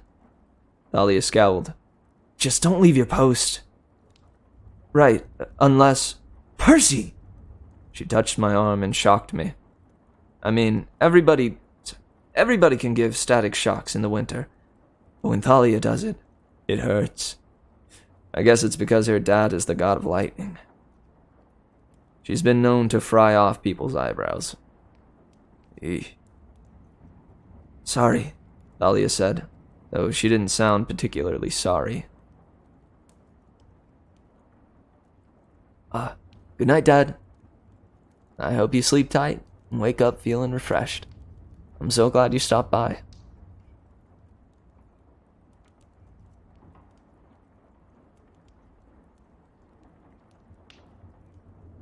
All right. "Now, everybody clear." Everybody nodded. We broke into our smaller groups. The horn sounded and the game began. Selena's group disappeared into the woods on the left. Thalia's group gave it a few seconds, then darted off toward the right. I waited for something to happen. I climbed Zeus's fist and had a good view over the forest. I remembered how the hunters had stormed out of the woods when they fought the manticore, and I was prepared for something like that. One huge charge that could overwhelm us. But nothing happened. I got a glimpse of Selena and her 2 scouts. They ran through a clearing, followed by 5 of the hunters, leading them deep into the woods and away from Thalia. The plan seemed to be working. Then I spotted another clump of hunters heading to the right, bows ready. They must have spotted Thalia. "What's happening?" Nico demanded, trying to climb up next to me. My mind was racing. Thalia would never get through, but the hunters were divided. With that many on either flank, the center would be wide open. If I moved fast. I looked at Beckendorf. "Can you guys hold the fort?" Beckendorf snorted. "Of course." "I'm going in." The Stoll brothers and Nico cheered as I raced toward the boundary line. I was running at top speed, and I felt great. I leapt over the creek into the enemy territory. I could see the silver flag up ahead. Only one guard, who wasn't even looking in my direction. I heard fighting to my left and right, somewhere in the woods. I had made it. The guard turned at the last minute. It was Bianca D'Angelo. Her eyes widened as I slammed into her, and she went sprawling in the snow. "Sorry," I yelled. I ripped down the silver flag from the tree and took off. I was 10 yards away before Bianca managed to yell for help. I thought I was home free. Zip! A silvery cord raced across my ankles and fastened to the tree next to me. A tripwire, fired from a bow. Before I could even think about stopping, I went down hard, sprawling in the snow. "Percy!" Thalia yelled off to my left. "What are you doing?" Before she reached me, an arrow exploded at her feet, and a cloud of yellow smoke billowed around her team. They started coughing and gagging. I could smell the gas from across the woods, the horrible smell of sulfur. "No fair!" Thalia gasped. "Fart arrows are unsportsmanlike." I got up and started running again. Only a few more yards to the creek, and I had the game. More arrows whizzed past my ears. A hunter came out of nowhere and slashed at me with her knife, but I parried and kept running. I heard yelling from our side of the creek. Beckendorf and Nico were running toward me. I thought they were coming to welcome me back, but then I saw they were chasing someone. Zoe Nightshade, racing toward me like a cheetah, dodging campers with no trouble. And she had our flag in hand. "No!" I yelled, and poured on the speed. I was 2 feet from the water when Zoe bolted across to her side, slamming into me for good measure.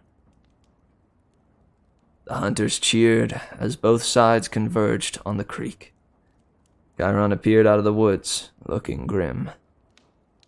He had the Stoll brothers on his back, and it looked as if both of them had taken some nasty whacks to the head. Connor Stoll had 2 arrows sticking out of his helmet, like antennae. "The hunters win," Chiron announced without pleasure. Then he muttered, "for the 56th time in a row."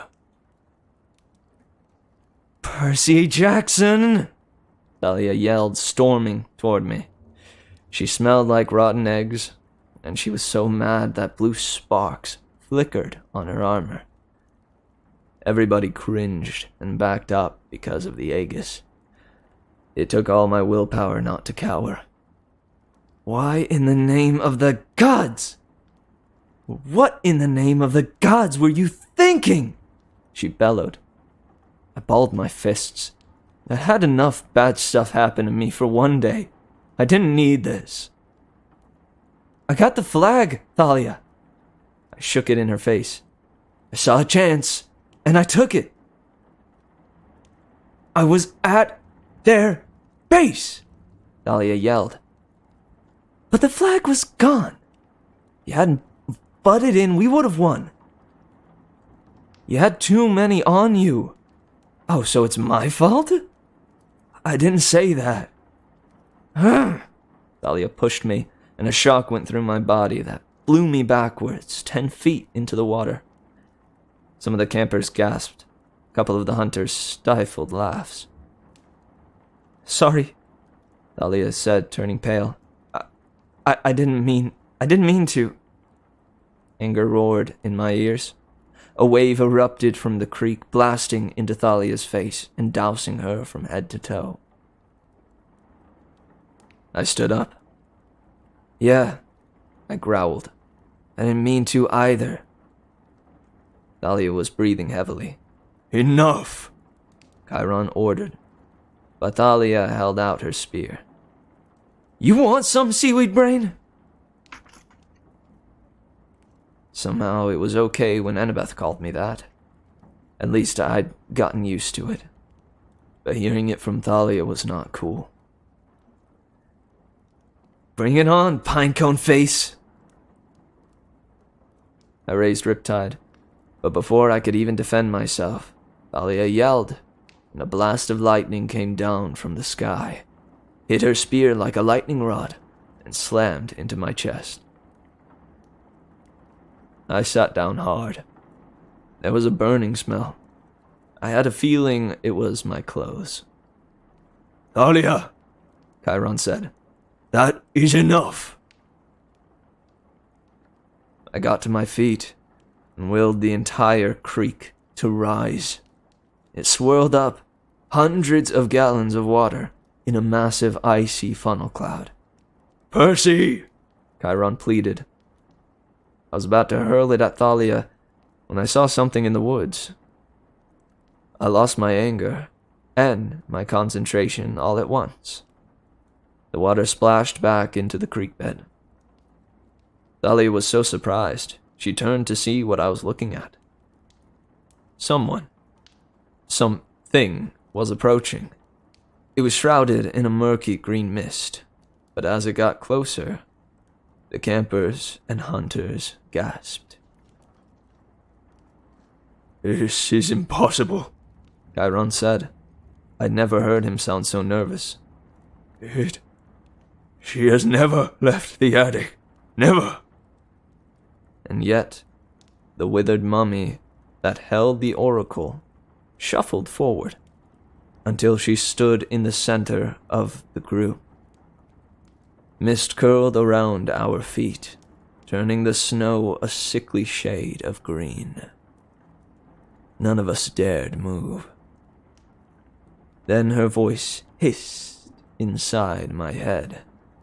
Apparently everyone could hear it, because several clutched their hands over their ears.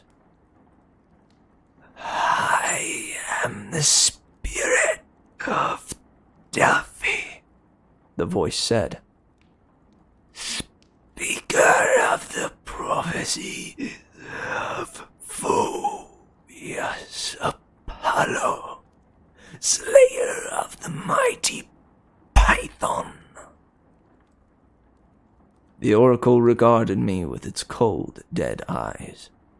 Then she turned unmistakably towards Zoe, Nightshade. "Approach, Seeker, and ask." Zoe swallowed. "What must I do to help my goddess?" The oracle's mouth opened, and green mist poured out. I saw the vague image of a mountain, and a girl standing at the barren peak. It was Artemis, but she was wrapped in chains, fettered to the rocks. She was kneeling, her hands raised as if to fend off her attacker, and it looked like she was in pain. The oracle spoke. "5 shall go west, the goddess in chains. 1 shall be lost in the land without rain. The pain of Olympus shows its trail. Campers and hunters combined prevail. The Titan's curse must one withstand, and 1 shall perish by a parent's hand."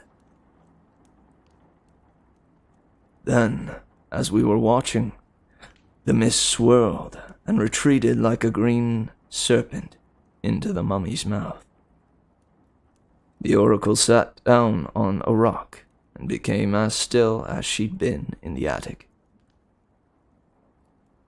as if she might sit by this creek for 100 years.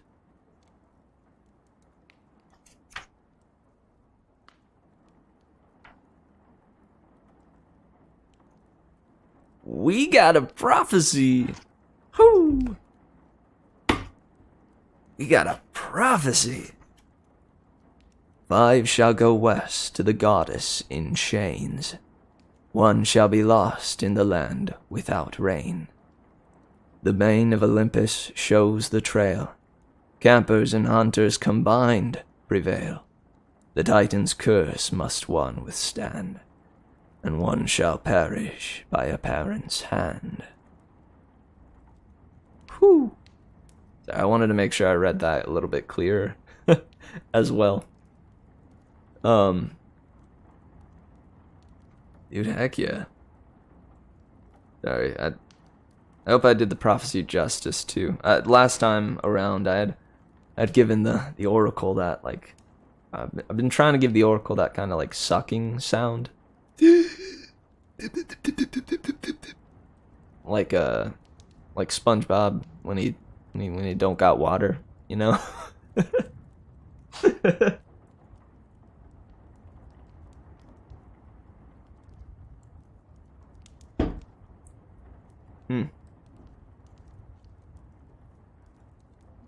Nice, guys.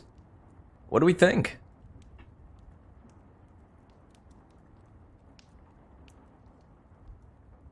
The part that worries me the most is that one shall die by a parent's hand.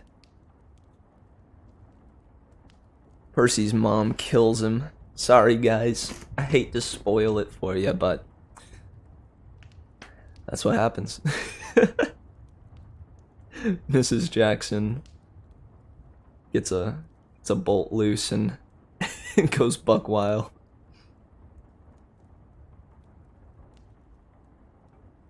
That's right. I forgot that frickin' Artemis wound up in spoilers. Spoilers.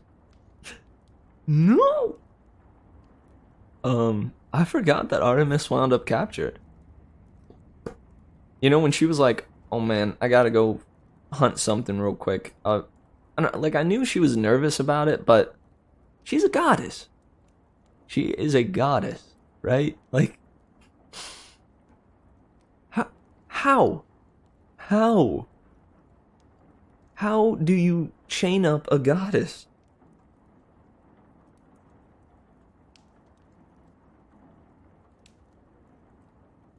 The bane of Olympus shows the trail. Who's the bane of Olympus? Isn't that the one from the previous prophecy? Like the previous big prophecy? And it's interesting because this is like, well, I don't know. I guess the last prophecy we got spanned like one book. And the last one had a prophecy too. Is there a prophecy per book? I think there are, or there is, right? And then there's the one prophecy that spans all of the books. The one about how one of the sons or daughters of the big three will be the bane of Olympus and spell either the defeat of them and the rise of the Titans, or the defeat of the Titans and the remaining of the gods.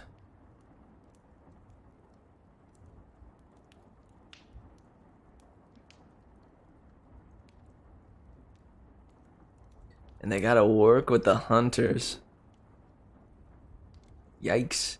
I guess that means Bianca and Nico will get to hang out for longer. But there's some let's say abrasion between them at the moment.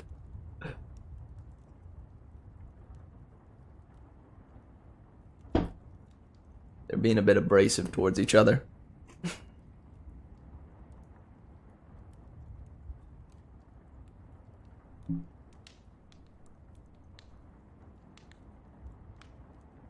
They got some good plot. No doubt about it, dude. Sorry. Trying to adjust a bit.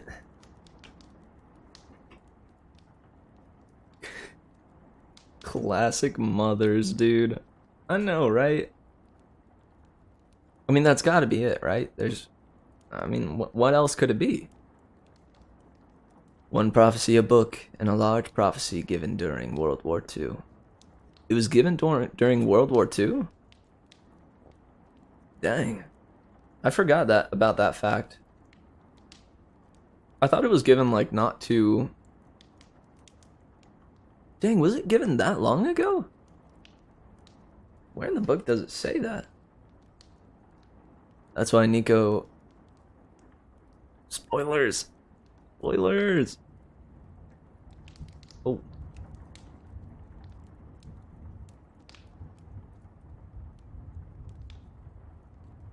Please, I don't know how to delete messages.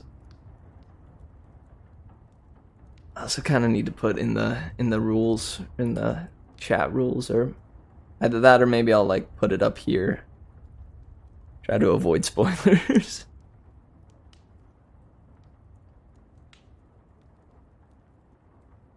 1 second timeout is a purge.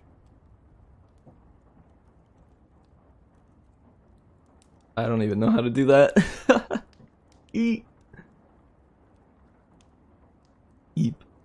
Is it in chat settings? Oh, delete messages.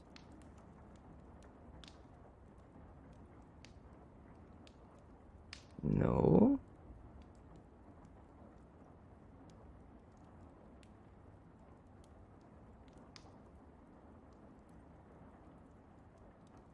Yeah, not entirely sure.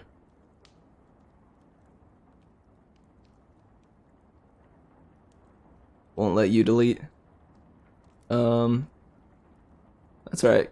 Can we just like spam some some emotes or something? Get it further up in the chat.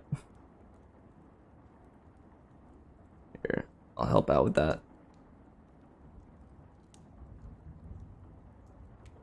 Ah.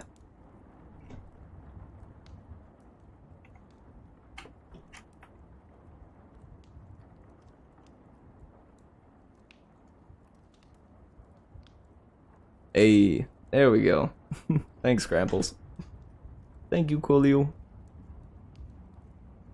My time has come. Yes. Yes, my chat.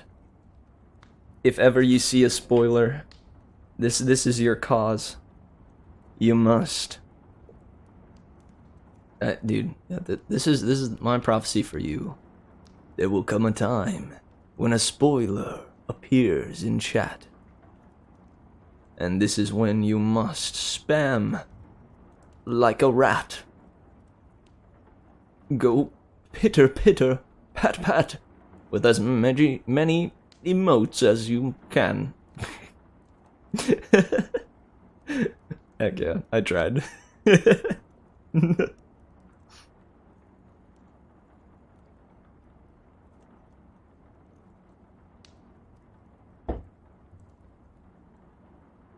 Very nice. Also, I really like, because I think, I'm not entirely sure, but I think it's going to play out later on, that whole Thalia and Percy have trouble working together and teaming up together. I like that it hints at it subtly here, and I'm almost positive it's going to pop up again, but in an actually dangerous situation. I forget what that might be, but that's my prediction.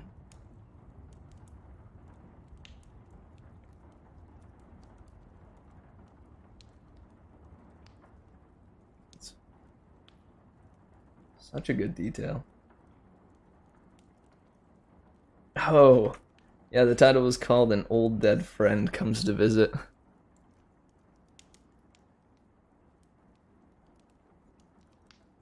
I don't know why it didn't occur to me that that would be the Oracle.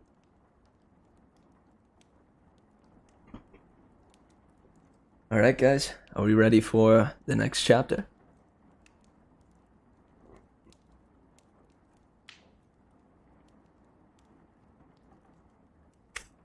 Hang on. Yeah.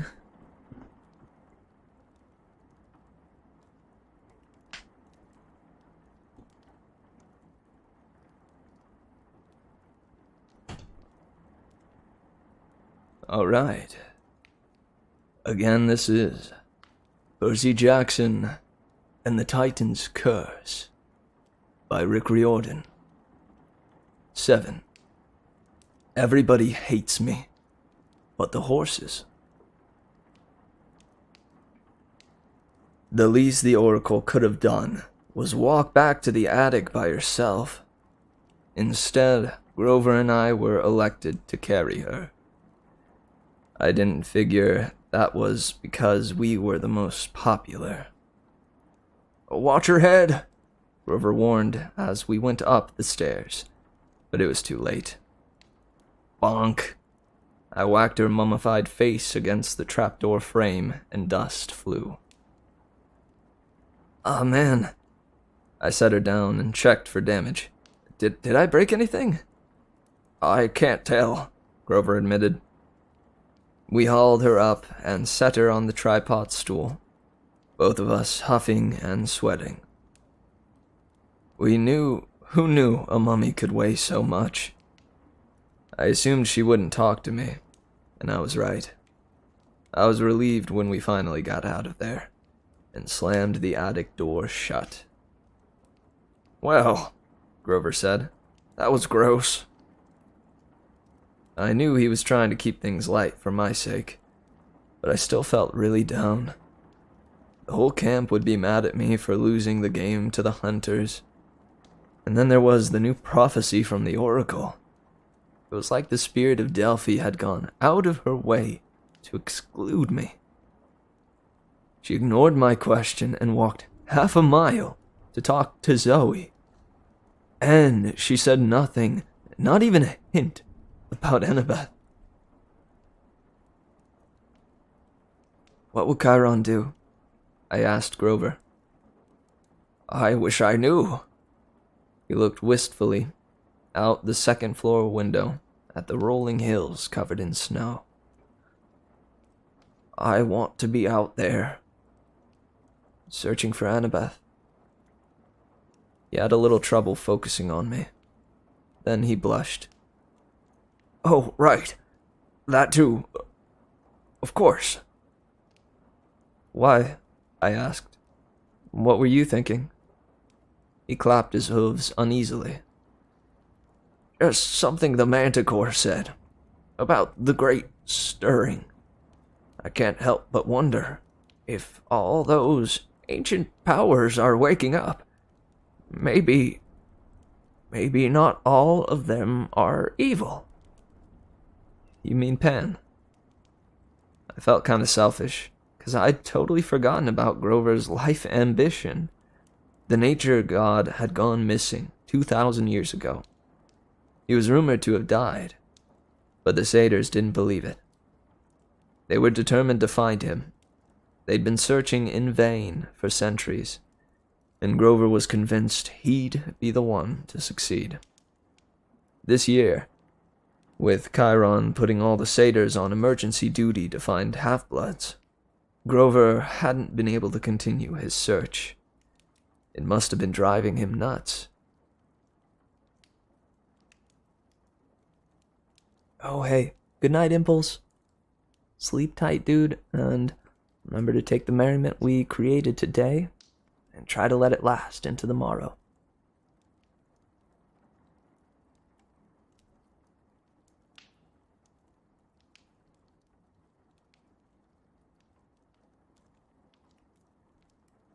"I've let the trail go cold," he said.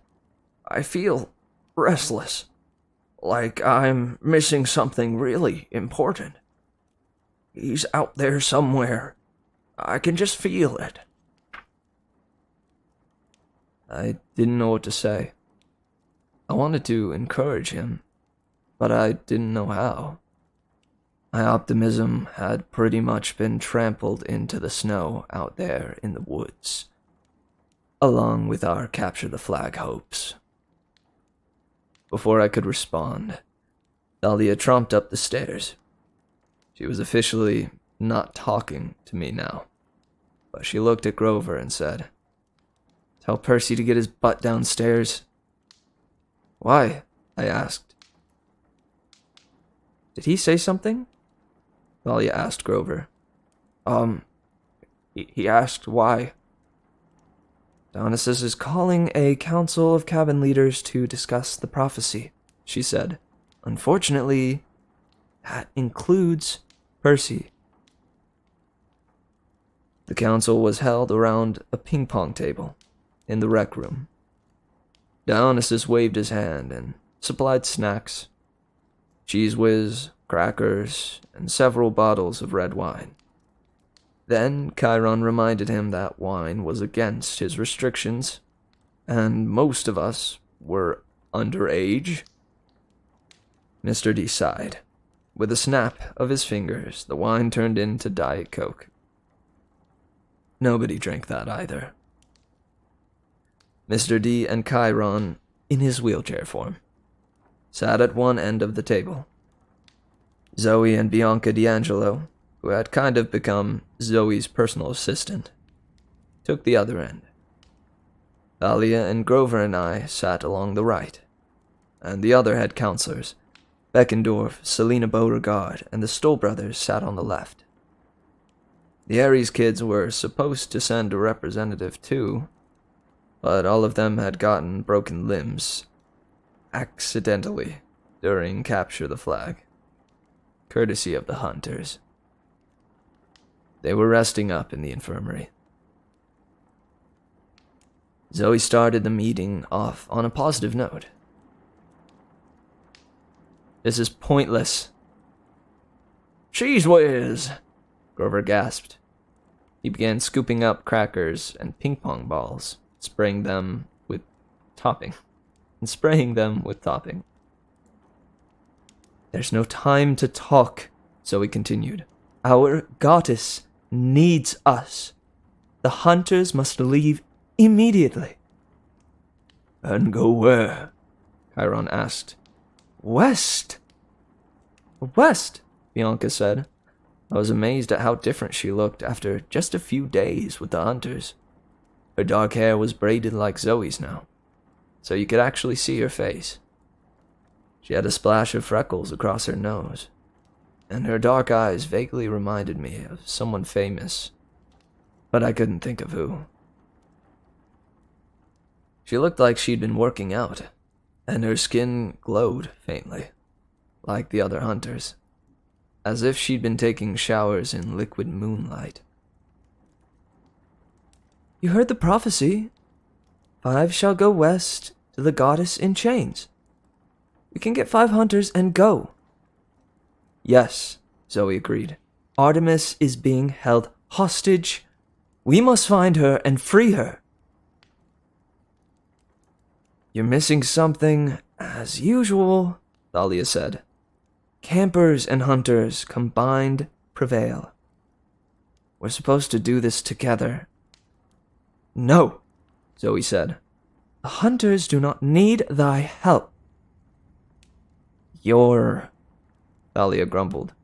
Nobody has said thy in like 300 years, Zoe. Get with the times. Zoe hesitated, like she was trying to form words correctly. We do not need your help. Thalia rolled her eyes. Forget it. I fear the prophecy says you do need their help, Chiron said. Campers and hunters must cooperate. Or do they? Mr. D mused, swirling his Diet Coke under his nose it was a fine bouquet. One shall be lost, one shall perish. That sounds rather nasty, doesn't it? What if you fail because you try to cooperate? Mr. D, Chiron sighed. With all due respect, whose side are you on? Dionysus raised an eyebrow. Sorry, my dear centaur. Just trying to be helpful. We're supposed to work together, Thalia said stubbornly. I don't like it either, Zoe. But you know prophecies. You want to fight against one? Zoe grimaced, but I could tell Thalia had scored a point. We must not delay, Chiron warned. Today is Sunday. This very Friday, December 21st, is the winter solstice. Oh joy, Dionysus muttered. Another dull annual meeting. Artemis must be present at the solstice, Zoe said. She has been one of the most vocal on the council, arguing for action against Kronos' minions. If she is absent, the gods will decide nothing. We will lose another year of war preparations. Are you suggesting that the gods have trouble acting together, young lady? Dionysus asked. Yes, Lord Dionysus. Mr. D nodded. Just checking. You're right, of course. Carry on. I must agree with Zoe, said Chiron. Artemis's presence at the Winter Council is critical. We have only a week to find her. And possibly even more important, to locate the monster she was hunting. Now we must decide who goes on this quest. 3 and 2, I said. Everybody looked at me. Thalia even forgot to ignore me. We're supposed to have 5, I said, feeling self-conscious. 3 hunters, 2 from Camp Half-Blood. That's more than fair. Thalia and Zoe exchanged looks. Well, Thalia said, it does make sense. Zoe grunted. I would prefer to take all hunters. We will need strength of numbers. You'll be retracing the goddess's path, Chiron reminded her. Moving quickly, no doubt Artemis tracked the scent of this rare monster, whatever it is, and she moved west. You will have to do the same. The prophecy was clear. The Bane of Olympus shows you the trail. What would your mistress say? Too many hunters spoil the scent. A small group is best. Zoe picked up a ping-pong paddle, studied it like she was deciding who she wanted to whack first.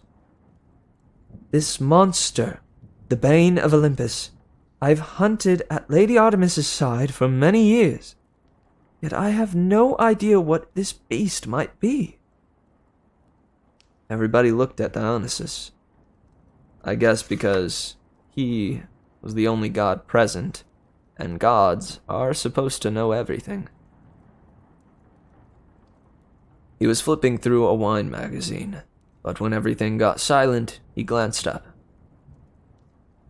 Well, don't look at me. I'm a young god, remember? I don't keep track of all those ancient monsters and dusty titans. They make for terrible party conversations. Chiron, I said, you don't have any ideas about the monster? Chiron pursed his lips. I have several ideas, none of them good, and none of them quite make sense. Typhon, for instance, could fit this description. He was truly a Bane of Olympus. Or the sea monster Keto. But if either of these were stirring, we would know it. There are ocean monsters the size of skyscrapers. Your father, Poseidon, would already have sounded the alarm. I fear this monster may be more elusive. Perhaps even more powerful.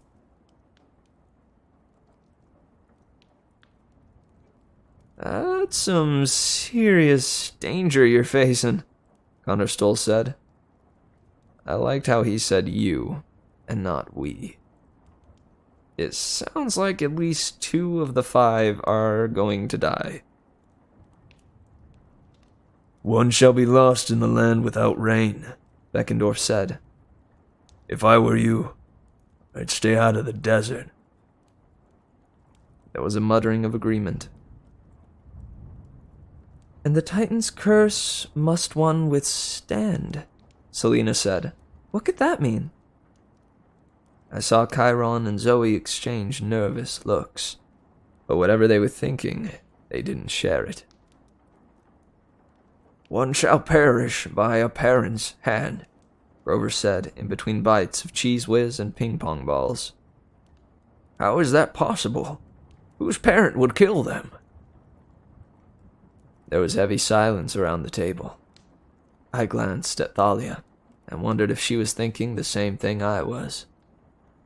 Years ago, Chiron had had a prophecy about the next child of the Big Three. Zeus, Poseidon, or Hades. Zeus, Poseidon, or Hades, who turned 16. Supposedly, that kid would make a decision that would save or destroy the gods forever. Because of that, the Big Three had taken an oath after World War II not to have any more kids.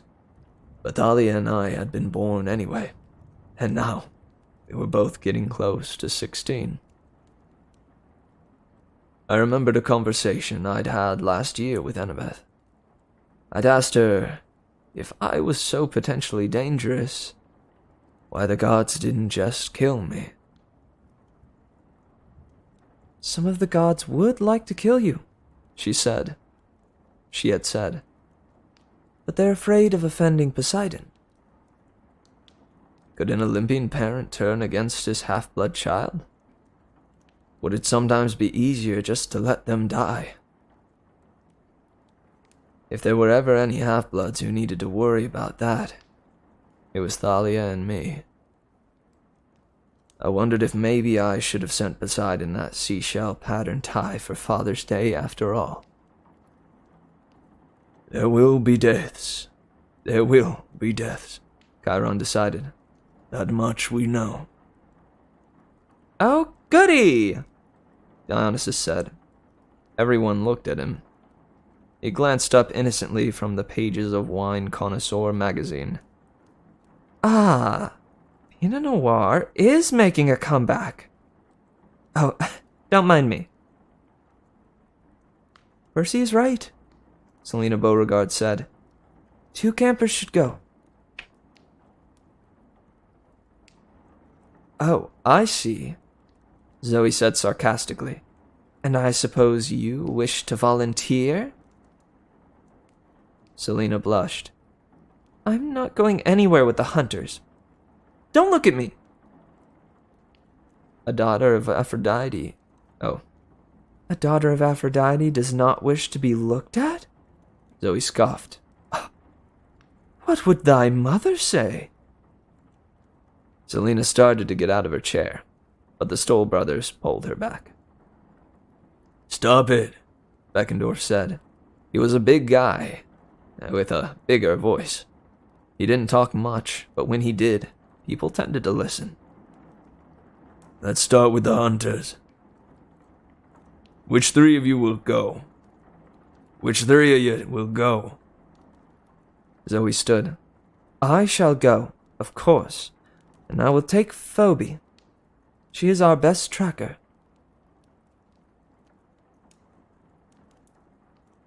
The big girl who likes to hit people on the head? Travis Stoll asked cautiously. Zoe nodded.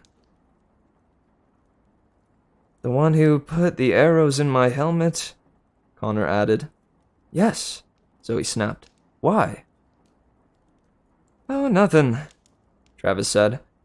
Just that we have a t-shirt for her from the camp store. Just that we have a t-shirt for her from the camp store. He held up a big silver t-shirt that said, Artemis the Moon Goddess, Fall Hunting Tour 2002, with a huge list of national parks and stuff underneath. It's a collector's item. She was admiring it. You want to give it to her? I knew the Stolls were up to something. They always were, but I guess Zoe didn't know them as well as I did. She just sighed and took the t-shirt. As I was saying, I will take Phoebe, and I wish Bianca to go. Bianca looked stunned. Me? But I'm so new. I wouldn't be very good. You will do fine, Zoe insisted. There's no better way to prove thyself. Bianca closed her mouth. I felt kind of sorry for her. I remember my first quest when I was 12. I'd felt totally unprepared. A little honored, maybe, but a lot resentful and plenty scared. I figured that the same things were running around in Bianca's head right now. And for the campers? Chiron asked. His eyes met mine, but I couldn't tell what he was thinking. Me! Grover stood up so fast he bumped the ping-pong table. He brushed cracker crumbs and ping-pong ball scraps off his lap. Anything to help Artemis. Zoe wrinkled her nose. I think not, Satyr. You are not even a half-blood. But he is a camper, Thalia said, and he's got a satyr's senses and woodland magic. Can you play a tracker song yet? Or can you play a tracker song yet, Grover? Absolutely. Zoe wavered. I didn't know what a tracker song was, but apparently Zoe thought it was a good thing. Very well, Zoe said. And the second camper? I'll go.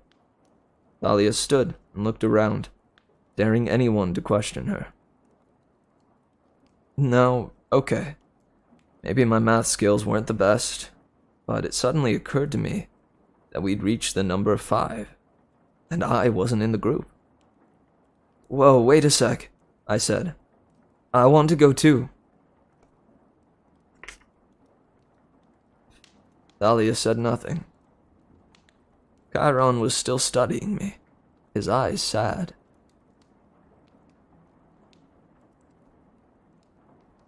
I agree, Code.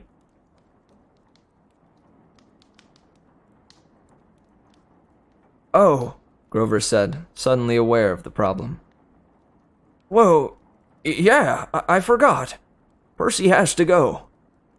I didn't mean I'll stay. Percy should go in my place. He cannot, Zoe said. He is a boy. I won't have hunters traveling with a boy. You traveled here with me, I reminded her. That was a short-term emergency, and it was ordered by the goddess. I will not go across country and fight many dangers in the company of a boy. What about Grover? I demanded. What about Grover? I demanded. Zoe shook her head. He does not count. He's a satyr. He is not technically a boy. Hey, Grover protested. I have to go, I said. I need to be on this quest. Why? Zoe asked. Because of thy friend Annabeth? I felt myself blushing. I hated that everyone was looking at me. No, I mean, partly. I just feel like I'm supposed to go. Nobody rose to my defense. Mr. D looked bored, still reading his magazine. Selena, the Stoll brothers, and Beckendorf were staring at the table. Bianca gave me a look of pity. Hey, welcome back, Mobbin. They're having a discussion right now about who's gonna go on the big quest to save Artemis, the goddess of hunters and moon.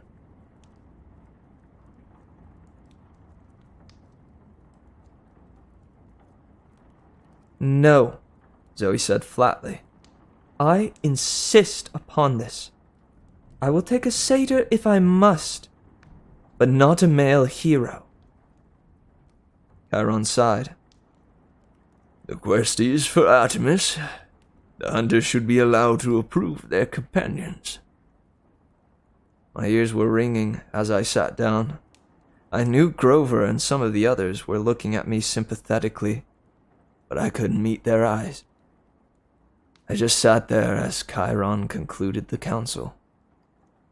So be it, He said, Thalia and Grover will accompany Zoe, Bianca, and Phoebe. You shall leave at first light. And may the gods, he glanced at Dionysus, present company included, we hope, be with you. I didn't show up for dinner that night, which was a mistake, because Chiron and Grover came looking for me. Percy, I'm so sorry, Grover said, sitting next to me on the bunk. I didn't know that you'd... honest. He started to sniffle, and I figured if I didn't cheer him up, he'd either start bawling or chew up my mattress. He tends to eat household objects whenever he gets upset. It's okay, I lied. Really, it's fine. Grover's lower lip trembled. I wasn't even thinking. I was so focused on helping Artemis. But I promise, I'll look everywhere for Annabeth. If I can find her, I will. I nodded and tried to ignore the big crater that was opening in my chest. Grover, Chiron said, perhaps you'd better let me have a word with Percy. Sure. He sniffled. Chiron waited. Oh, Grover said. You mean alone? Sure, Chiron. He looked at me miserably. See, nobody needs a goat. He trotted out the door, blowing his nose on his sleeve.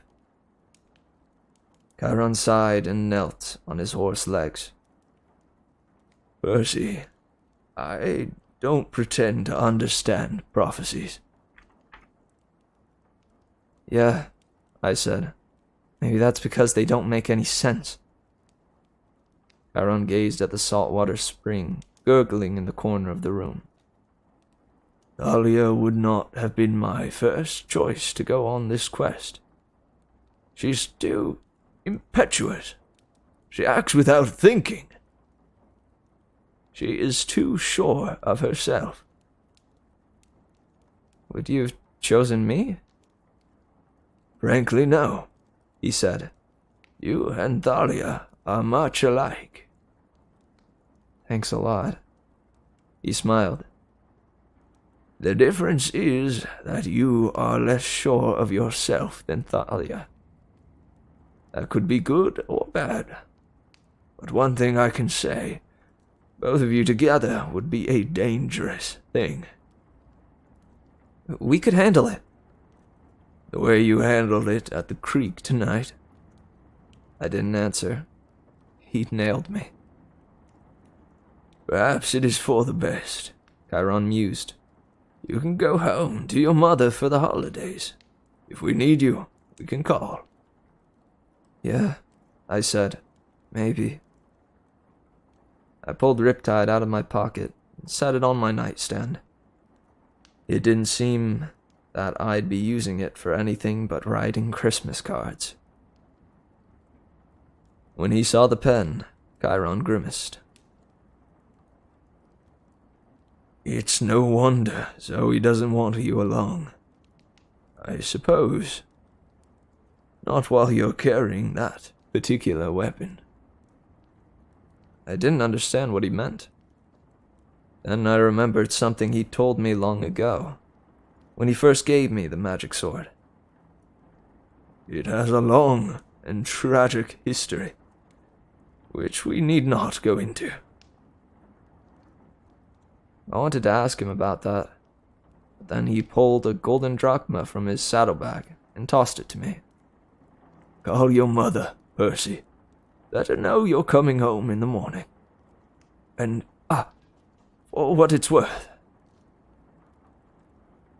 I almost volunteered for the quest myself. I would have gone, if not for that last line. One shall perish by a parent's hand. Yeah. I didn't need to ask. I knew Chiron's dad was Kronos, the evil Titan Lord himself. The line would make perfect sense if Chiron went on the quest. Kronos didn't care for anyone, including his own children. Chiron, I said, you know what this Titan's curse is, don't you? His face darkened. He made a claw over his heart and pushed outward, an ancient gesture for warding off evil. Let us hope the prophecy does not mean what I think. Now, good night, Percy. And your time will come. I'm convinced of that. There's no need to rush. He said your time the way people did when they meant your death. I didn't know if Chiron meant it that way, but the look in his eyes made me scared to ask. I stood at the saltwater spring, rubbing Chiron's coin in my hand, and trying to figure out what to say to my mom. I really wasn't in the mood to have one more adult tell me that doing nothing was the greatest thing I could do, but I figured my mom deserved an update. Finally, I took a deep breath and threw in the coin. O goddess, accept my offering. The mist shimmered. The light from the bathroom was just enough to make a faint rainbow. Show me Sally Jackson, I said. Upper East Side, Manhattan. And there in the mist was a scene I did not expect. My mom was sitting at our kitchen table with some guy. They were laughing hysterically. There was a big stack of textbooks between them. The man was, 30-something, with longish salt and pepper hair and a brown jacket over a black tee. He looked like an actor, like a guy who might play an undercover cop on television. I was too stunned to say anything, and fortunately, my mom and the guy were too busy laughing to notice my iris message. The guy said, Sally, you're a riot. You want some more wine? I shouldn't. You go ahead if you want. Actually, I'd better use the restroom. May I? Down the hall, she said, trying not to laugh. Down the hall. The actor dude smiled and got up and left. Mom, I said. She jumped so hard she almost knocked her textbooks off the table. Finally, she focused on me. Percy! Oh, honey, is everything okay? What are you doing? I demanded. She blinked. Homework? And she seemed to understand the look on my face. Oh, honey, that's just Paul, Mr. Blowfish. He's in my writing seminar. Mr. Blowfish? Blowfish. He'll be back any minute, Percy. Tell me what's wrong. She always knew when something was wrong. I told her about Annabeth. The other stuff, too. But mostly it boiled down to Annabeth. My mother's eyes teared up. I could tell she was trying hard to keep it together for my sake. Oh, Percy, Yeah. So they tell me there's nothing I can do. I guess I'll be coming home. She turned her pencil around in her fingers. Percy, as much as I want you to come home, she sighed, like she was mad at herself. As much as I want you to be safe, I want you to understand something. You need to do whatever you think you have to. I stared at her. What do you mean? I mean, Do you really, deep down, believe that you have to help save her? Do you think it's the right thing to do? Because I know one thing about you, Percy. Your heart is always in the right place. Listen to it. You're telling me to go. My mother pursed her lips. I'm telling you that you're getting old for me to tell you what to do. I'm telling you that I'll support you, even if you decide it's too dangerous. I can't believe I'm saying this. Mom, the toilet flushed down the hall in our apartment. I don't have much time, my mom said. Percy, whatever you decide, I love you. And I know you'll do what's best for Annabeth. How can you be sure? Because she'd do the same for you. And with that, my mother waved her hand over the mist, and the connection dissolved, leaving me with one final image of her new friend, Mr. Blowfish, smiling down at her. I don't remember falling asleep, but I remember the dream. I was back in that barren cave, the ceiling heavy and low above me. Annabeth was kneeling under the weight of a dark mass that looked like a pile of boulders. She was too tired even to cry out. Her legs trembled. Any second, I knew she would run out of strength and the cavern ceiling would collapse on top of her. How is our mortal guest? A male voice boomed. It wasn't Kronos. Kronos' voice was raspy and metallic, like a knife scraped across stone. I heard it taunting me many times before in my dreams, but this voice was deeper and lower, like a bass guitar. Its force made the ground vibrate.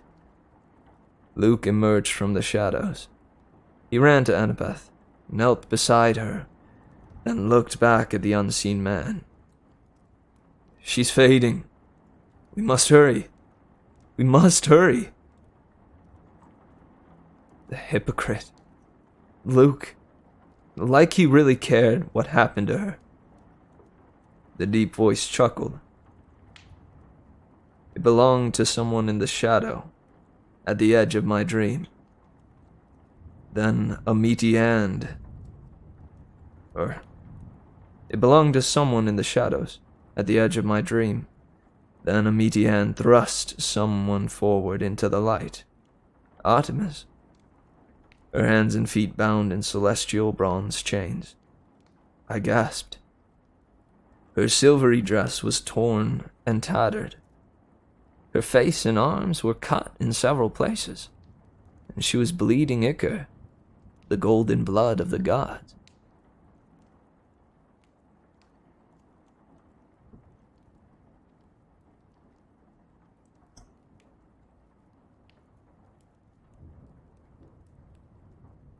You heard the boy,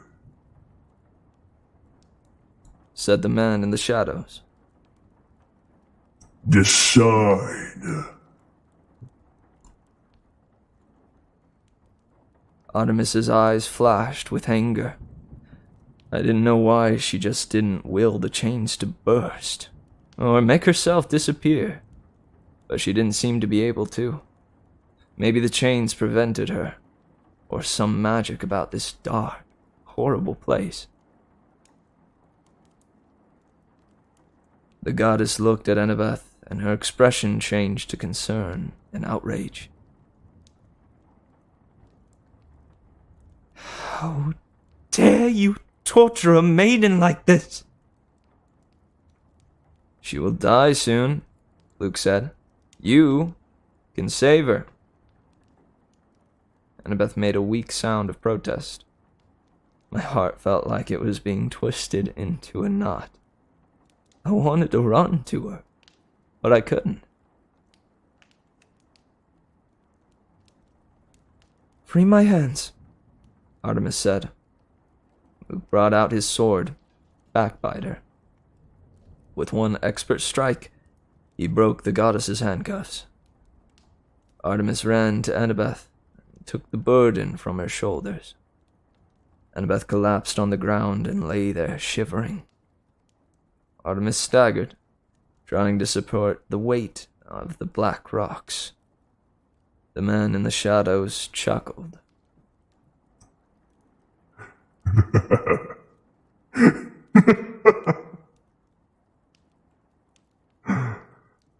You are as predictable as you were easy to beat, Artemis.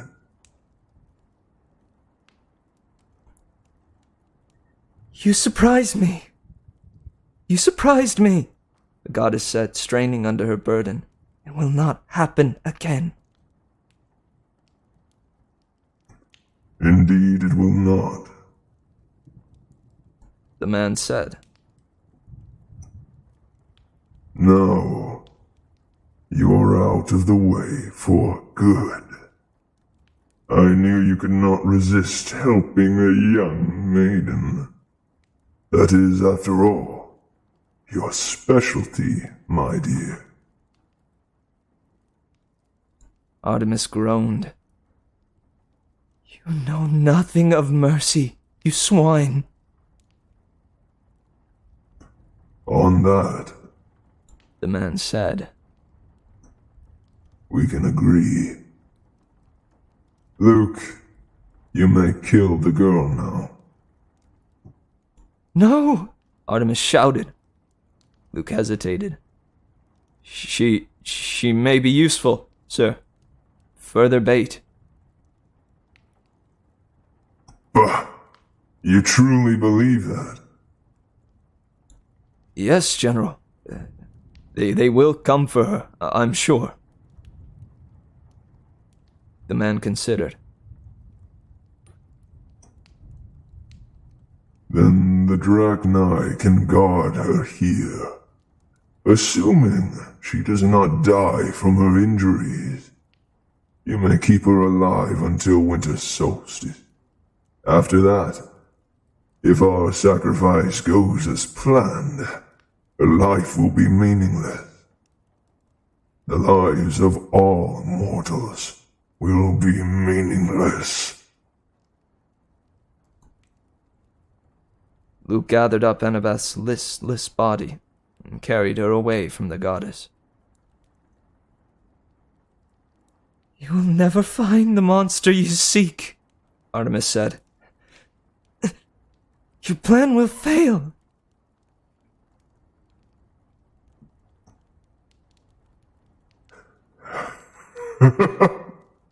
How little you know, my young goddess. The man in shadows said. Even now, your darling attendants begin their quest to find you. They shall play directly into my hands. Now, if you'll excuse us, we have a long journey to make. We must greet your hunters and make sure their quest is challenging.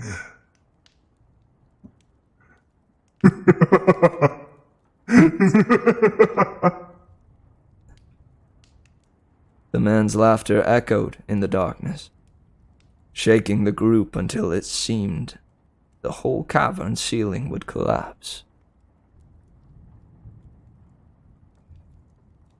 I woke with a start. I was sure I'd heard the loud banging. I looked around the cabin. It was dark outside.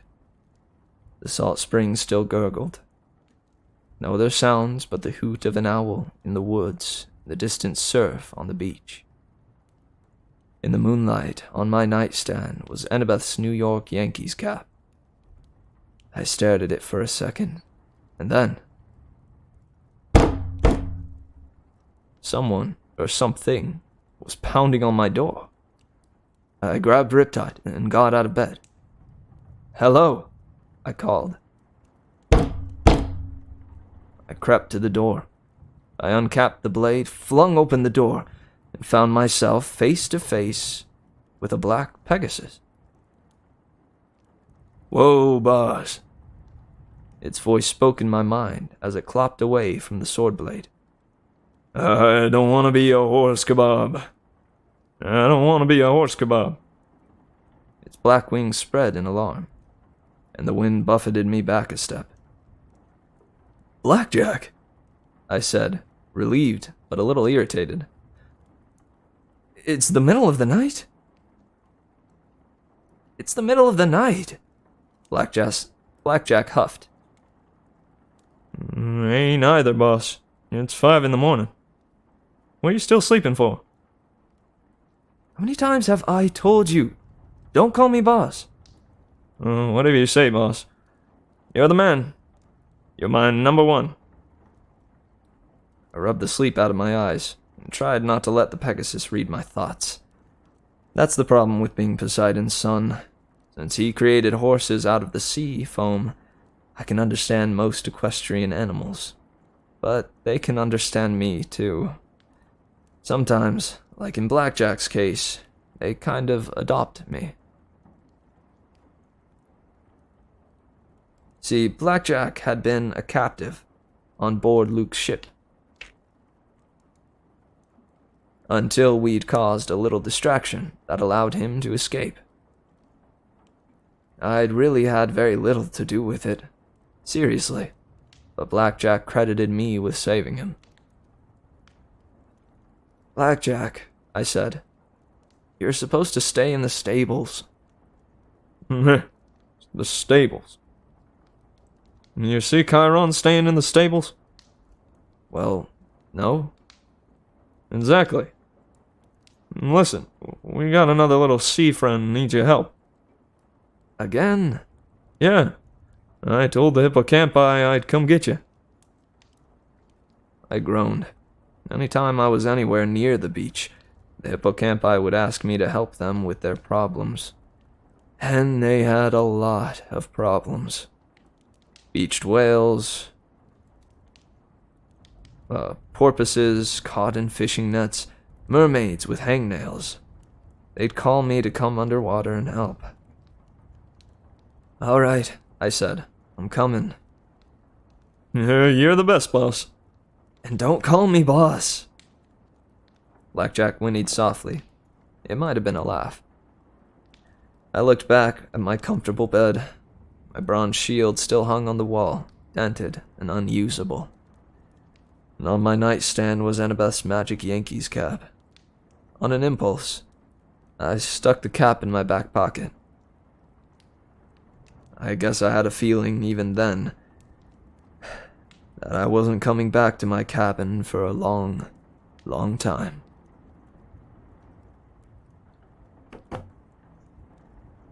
Ooh.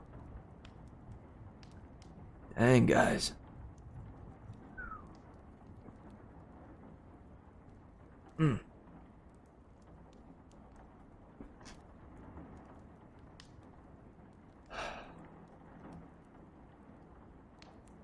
How do we feel?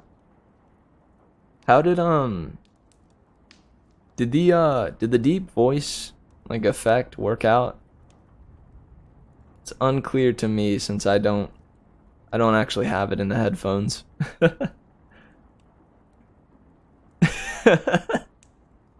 I see it scared the shite out of Mobbin. It was very good. Nice. It was interesting, like, clicking back and forth and, like, holding the book. I was like...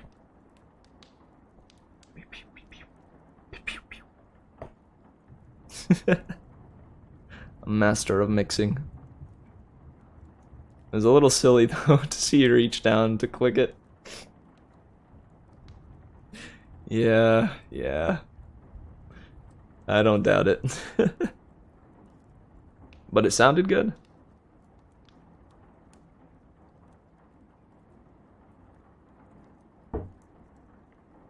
Yeah, that would be nice. Those aren't too terribly expensive.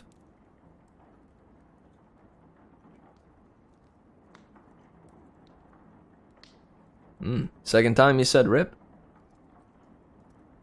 Your internet's failing you? Is it still failing you? You're a bot? What? Bleh. You're the Blair bot. Blair bot. I only say 3 word. Or 4. But. That was more. That was more than that. Whew.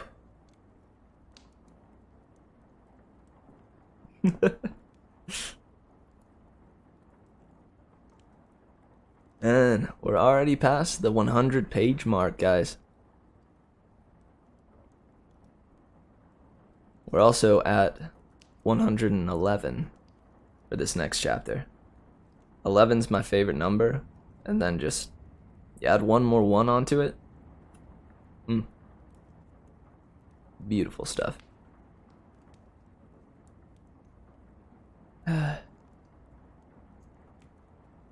Why is 11 my favorite number? It's aesthetically pleasing to me. You know, just 2 parallel lines, sometimes with little doodads at the tops.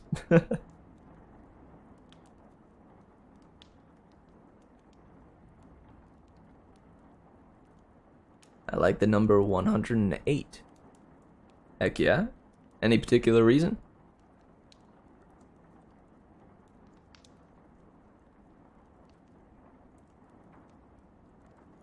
Isn't that a weird thing?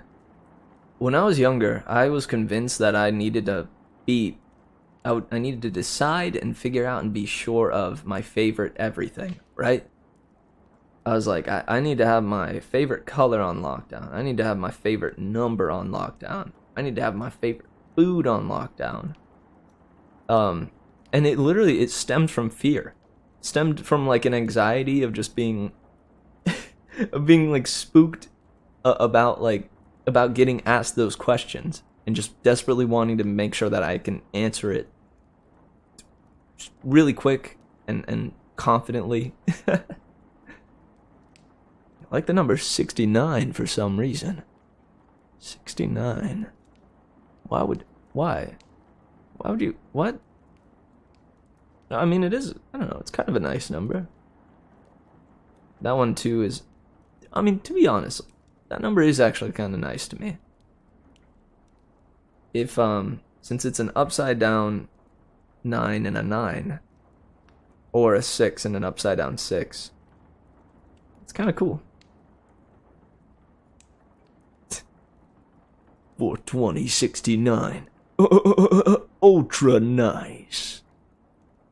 Fear is weird. Yeah, dude. Which emotion do you think is more powerful? Fear or love?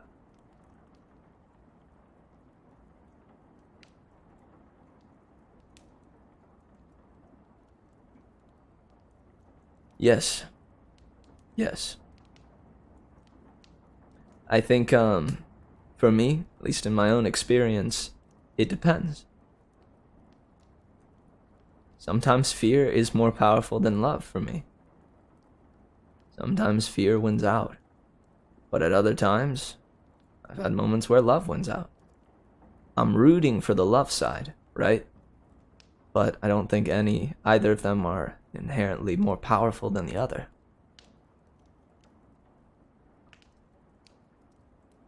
It's situational. There are no absolutes.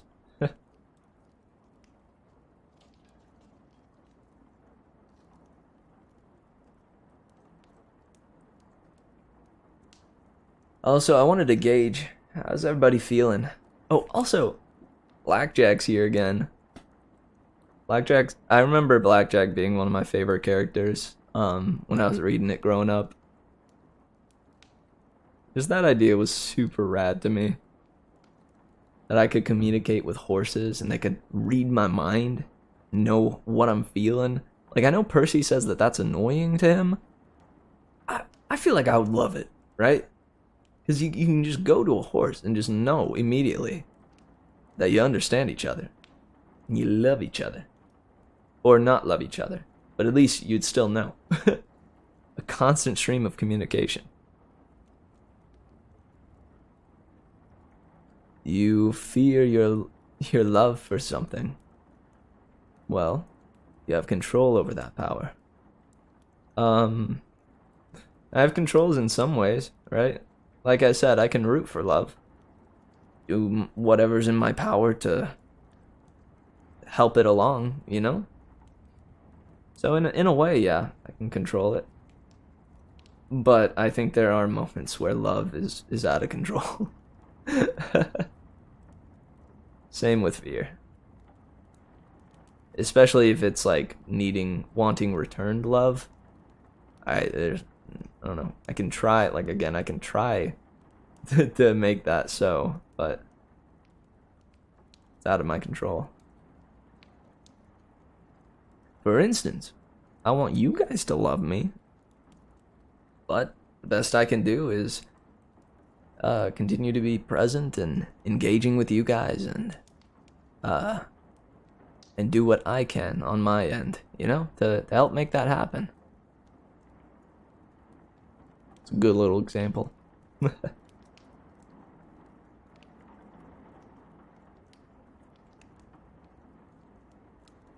That's weird. I wonder why it didn't update. Am I pointing in the right way? Oh, it's over there. The follower goal. It's still at 37 for some reason. We're actually at 40. We got 10 more to go. Woo! Woo woo! Ooh woo. Emotions are weird. Yeah. It's a solid statement. Only 10, dude. It's exciting. And I wanted to thank everybody again for sticking around. I wanted to gauge how's everybody feeling? Are we wanting to read another chapter or would you would you like to hear another chapter or do you think we best call it a night?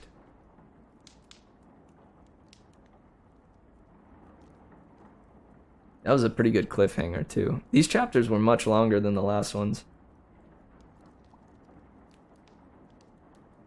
But they were good ones. This was, I don't know, like, I also want to make sure, how's everybody feeling?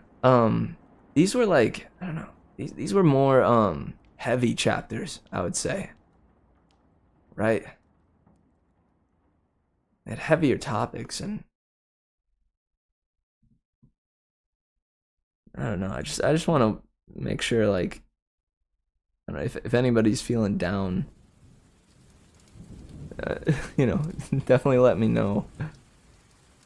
I feel the impact.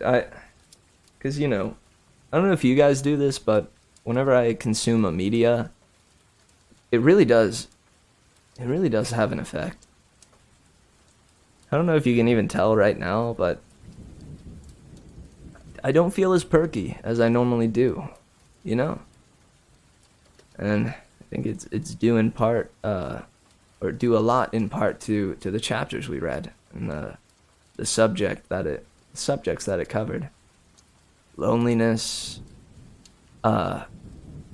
self-contempt, lack of self-confidence, things like that. I still go through today. And I know it's quite common with you know, with younger kids or kids in their preteens, but it's not exactly something we grow out of. With my voice sounding a little different? I mean, it probably sounds a little different. Yeah, depending on my mood. It can fluctuate, I guess. I don't know.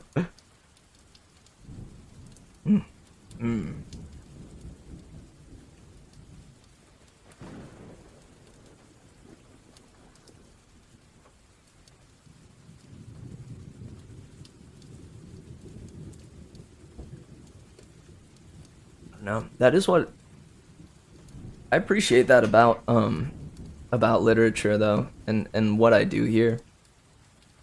Because yeah, silly Sammy. I don't know where everybody went. I know Rem, I think, said that he'd be lurking because he was about to go to sleep. But I guess everybody else might be, yeah, either might have fallen asleep or are lurking, which is okay by me.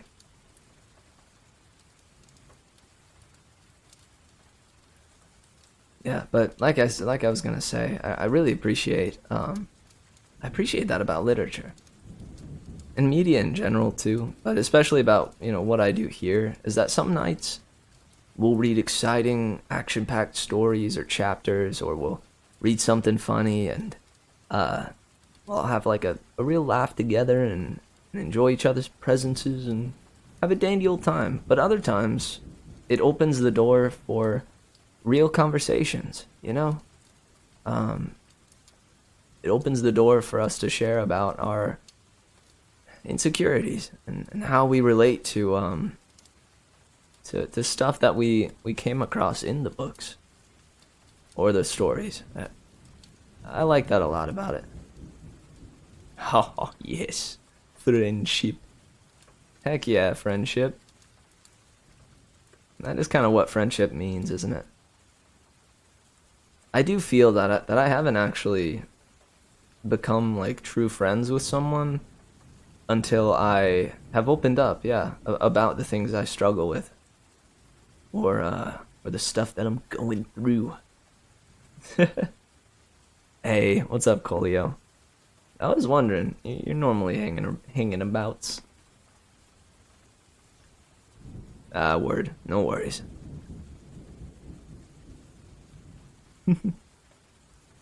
So long as I have my friends beside me, I can do anything. Believe in the me that believes in you. If you can't do it on your own, then do it for me. 'Cause I believe in you.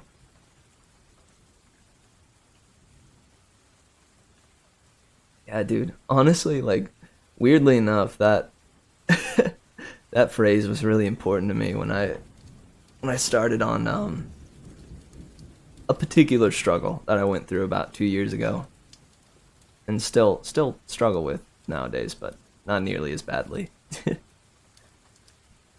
The idea of like initially doing something because someone else believes in you, hanging on to that until it flourishes and flowers into true belief in oneself.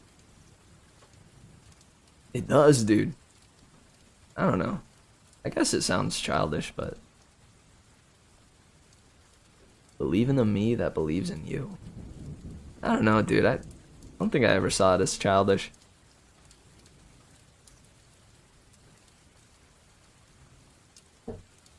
It felt it seemed heartfelt and sincere. Believe in the me that believes in you. If you won't do it for you, then damn it, do it for me. The important thing is you do it. And you don't give up. Heck yeah. Dude, bringing up Gurren Lagann definitely... I think bringing up Gurren Lagann at any point can brighten a mood.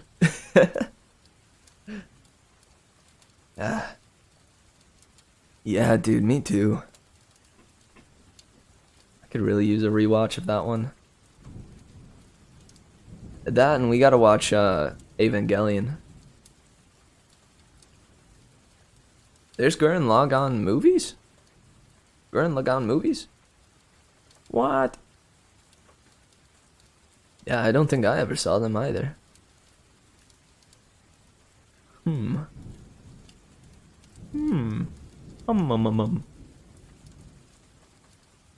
Well, snap. In the title down below, I did say that I would be reading through chapter 8. But I don't know. I get the vibe that things are winding down, However, this next chapter isn't too long. You guys wanna hang out for one more?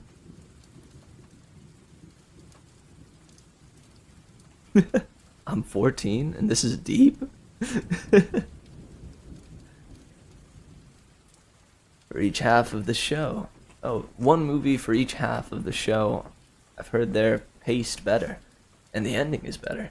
Yeah, dude, dang. Would you want to watch them together? Movie night.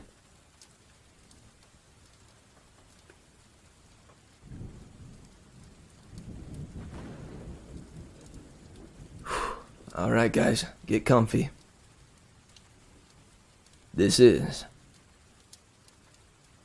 Percy Jackson and the Titan's Curse by Rick Riordan. 8. I make a dangerous promise. Blackjack gave me a ride down to the beach, and I have to admit, it was cool. Being on a flying horse, skimming over the waves at 100 miles an hour with the wind in my hair and the sea spray in my face. Hey, it beats water skiing any day. Here. Blackjack slowed, turned in a circle. Straight down. Straight down. Thanks. I tumbled off his back and plunged into the icy sea. Aw. Well, I hope you try to get comfy. Is getting comfy allowed? Speaking of which, I'd gotten more comfortable doing stunts like that the past couple of years. I could pretty much move however I wanted to underwater, just by willing the ocean currents to change around me and propel me along. I could breathe underwater, no problem, and my clothes never got wet unless I wanted them to. I shot into the darkness. 20, 30, 40 feet. The pressure wasn't uncomfortable. I'd never tried to push it to see if there was a limit to how deep I could dive. I knew most regular humans couldn't go past 200 feet without crumpling like an aluminum can. I should have been blind, too. This deep in the water at night. But I could see the heat from living forms and the cold of the currents. It's hard to describe. It wasn't like regular seeing, but I could tell where everything was. As I got closer to the bottom, I saw 3 hippocampi, fish-tailed horses, swimming in a circle around an overturned boat. The hippocampi were beautiful to watch. Their fishtails shimmered in rainbow colors, glowing phosphorescently. Their manes were white, and they were galloping through the water, the way nervous horses do in a thunderstorm. Something was upsetting them. I got closer and saw the problem. A dark shape, some kind of animal, was wedged halfway under the boat and tangled in a fishing net. One of those big nets they use on trawlers to catch everything at once. I hated those things. It was bad enough they drowned porpoises and dolphins, but they also occasionally caught mythological animals. When the nets got tangled, some lazy fishermen would just cut them loose and let the trapped animals die. Apparently this poor creature had been mucking around on the bottom of Long Island Sound and had somehow gotten itself tangled in the net of this sunken fishing boat. It had tried to get out and managed to get even more hopelessly stuck, shifting the boat in the process. Now, the wreckage of the hull was resting against a big rock.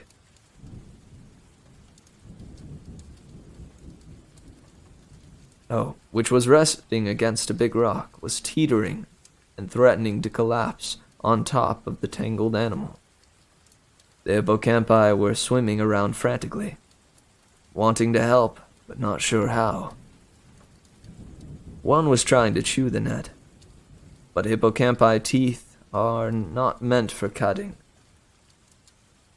Hippocampi are really strong, but they don't have hands. And they're not all that smart. Free it, Lord. A hippocampus said when it saw me. The others joined in, asking the same thing. I swam in for a closer look at the tangled creature. At first, I thought it was a young hippocampus. I'd rescued several of them before, but then I heard a strange sound. Something that did not belong underwater.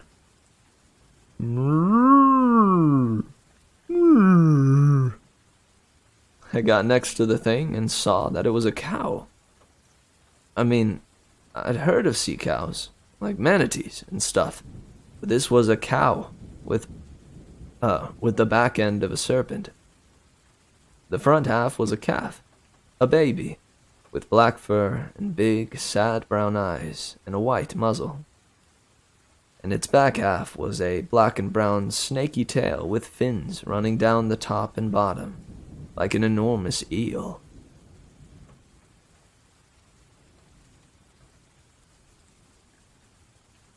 "Whoa, whoa, little one," I said. "Where did you come from?" The creature looked at me sadly. But I couldn't understand its thoughts. I only speak Horse.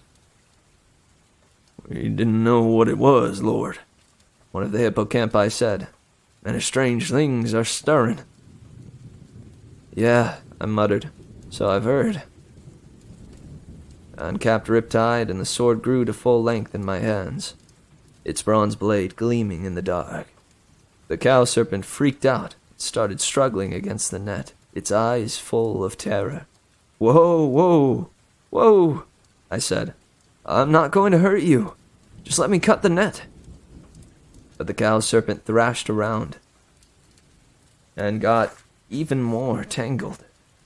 The boat started to tilt, stirring up the muck on the sea bottom and threatening to topple onto the cow serpent. The hippocampi whinnied in a panic and thrashed in the water, which didn't help. Okay, I said. I put away the sword and started speaking calmly, so the hippocampi and the cow serpent would stop panicking. I didn't know if it was possible to get stampeded underwater, but I didn't really want to find out. "It's cool. No sword, see? No sword. Calm thoughts, sea grass, mama cows, vegetarianism." I doubt the cow serpent understood what I was saying, but it responded to the tone of my voice. The hippocampi were still skittish, but they stopped swirling around me quite so fast. "Free it, Lord," they pleaded. "Yeah," I said. "I got that part. I'm thinking." But how could I free the cow serpent when I decided it was probably a she, panicked at the sight of a blade? It was like she'd seen swords before and knew how dangerous they were. "All right," I told the hippocampi. "I need all of you to push exactly where I tell you." First, we started with the boat. It wasn't easy, but with the strength of 3 horsepower, we managed to shift the wreckage so it was no longer threatening to collapse on the baby cow serpent. Then I went to work on the net, untangling it section by section, getting lead weights and fishing hooks straightened out, yanking out knots around the cow serpent hooves. It took forever. I mean, it was worse than the time I'd had to untangle all my video game controller wires. The whole time, I kept talking to the cowfish, telling her everything was okay, while she mooed and moaned. "It's okay, Bessie," I said. Don't ask me why I started calling her that. It just seemed like a good cow name. Good cow. Nice cow. Finally, the net came off, and the cow serpent zipped through the water and did a happy somersault. The hippocampi whinnied with joy. "Thank you, Lord." The cow serpent muzzled me and gave me big brown eyes. Yeah, I said, that's okay. Nice cow. Well, stay out of trouble. Which reminded me, I've been underwater how long? An hour at least. I had to get back to my cabin before Argus and the Harpies discovered I was breaking curfew.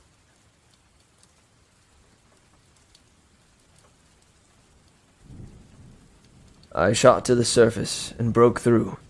Immediately, Blackjack zoomed down and let me catch hold of his neck. He lifted me into the air and took me back toward the shore. Success, boss? Yeah, we rescued a baby. Baby something or other. Took forever. Almost got stampeded.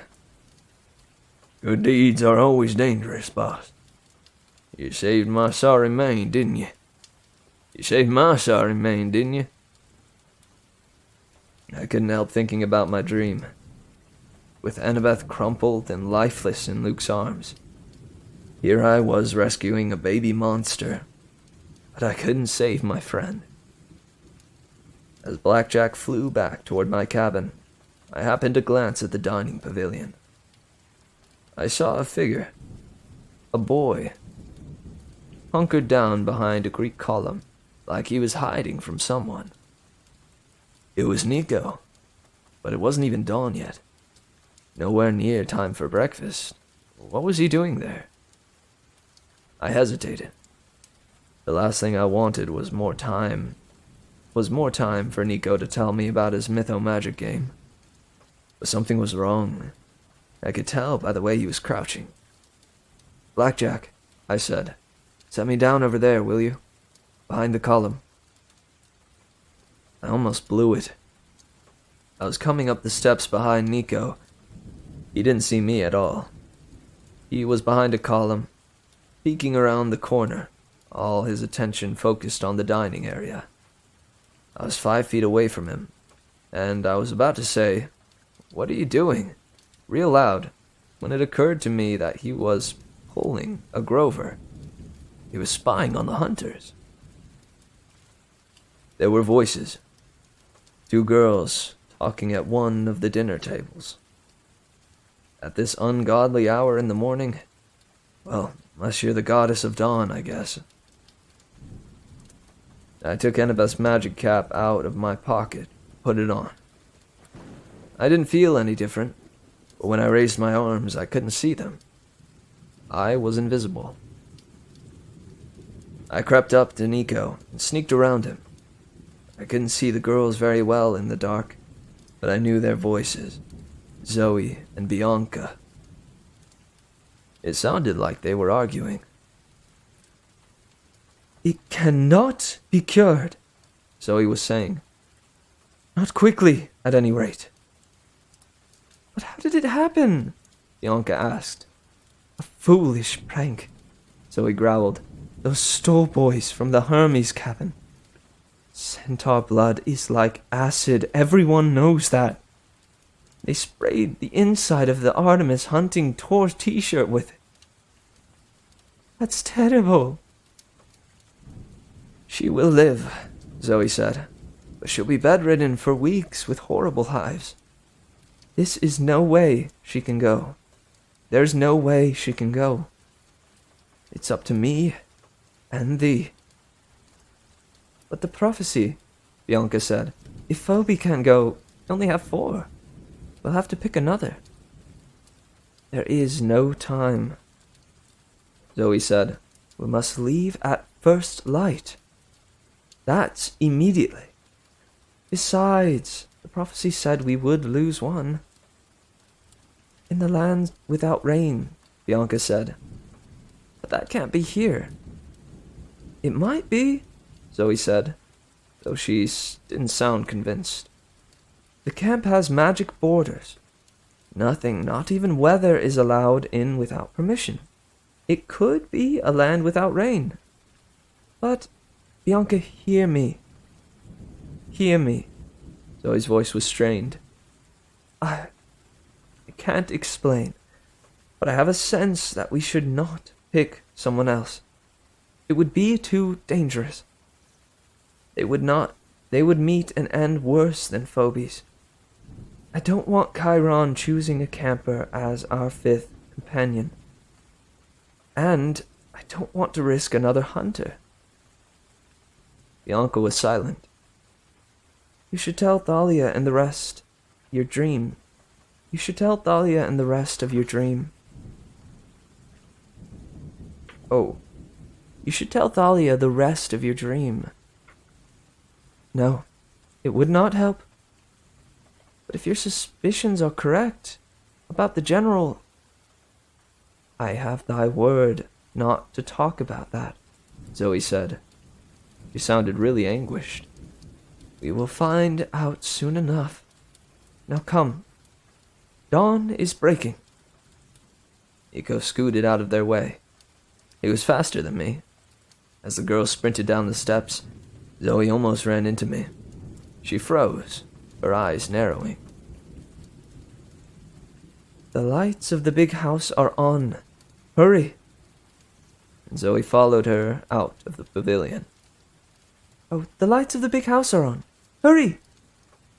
And Zoe followed her out of the pavilion. I could tell what Nico was thinking. He took a deep breath and was about to run after his sister when I took off the invisibility cap and said, Wait. He almost slipped on the icy steps as he spun around to find me. Where did you come from?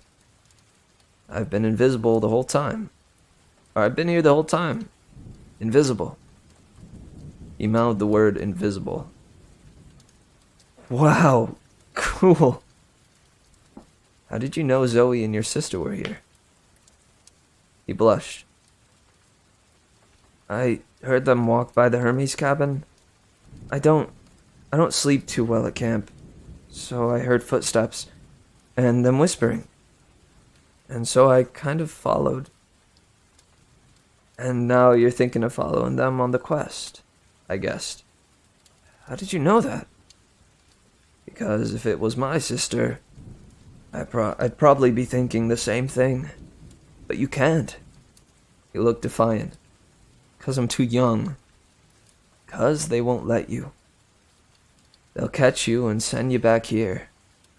And, yeah, because you're too young. You remember the Manticore? There will be lots more like that. More dangerous. Some of the heroes will die. His shoulders sagged. He shifted from foot to foot. Maybe you're right. But you can go for me. Say what? You can turn invisible. You can go. Hunters don't like boys, I reminded him. If they find out, don't let them find out. Follow them invisibly. Keep an eye on my sister. You have to. Please. Please? Nico, you're planning to go anyway, aren't you? I wanted to say no, but he looked me in the eyes, and I somehow couldn't lie to him. Yeah, I said. I have to find Annabeth. I have to help, even if they don't want me to. I won't tell on you, he said, but you have to promise to keep my sister safe. That's a big thing to promise. Nico, on a trip like this. Besides, she's got Zoe, Grover, and Thalia. Promise, he insisted. I'll do my best. I promise that. Get going then, he said. Good luck. It was crazy. I wasn't packed. I had nothing but the cap and the sword, and the clothes I was wearing. I was supposed to be going home to Manhattan this morning. Tell Chiron. I'll make something up. Nico smiled crookedly. I'm good at that. Go on. I ran, putting on Annabeth's cap. As the sun came up, I turned invisible. I hit the top of Half-Blood Hill in time to see the camp's van disappearing down the farm road. Probably Argus taking the quest group into the city. After that, they would be on their own. I felt a twinge of guilt, and stupidity too. How was I supposed to keep up with them? Run? Then I heard the beating of huge wings. Blackjack landed next to me. He began casually nuzzling a few tufts of grass that stuck through the ice. If I was guessing, boss, I'd say you need a getaway horse. You interested? You interested? A lump of gratitude stuck in my throat, but I managed to say, "Yeah, let's fly."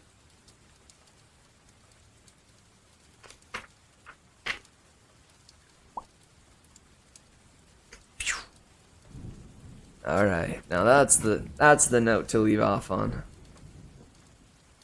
Breaking the rules again. Breaking the law, breaking the law, breaking the law.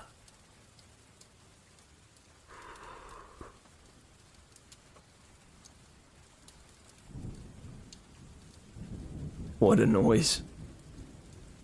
There have been times where I've had very detailed and long dreams, though I was also kind of lucid dreaming during them.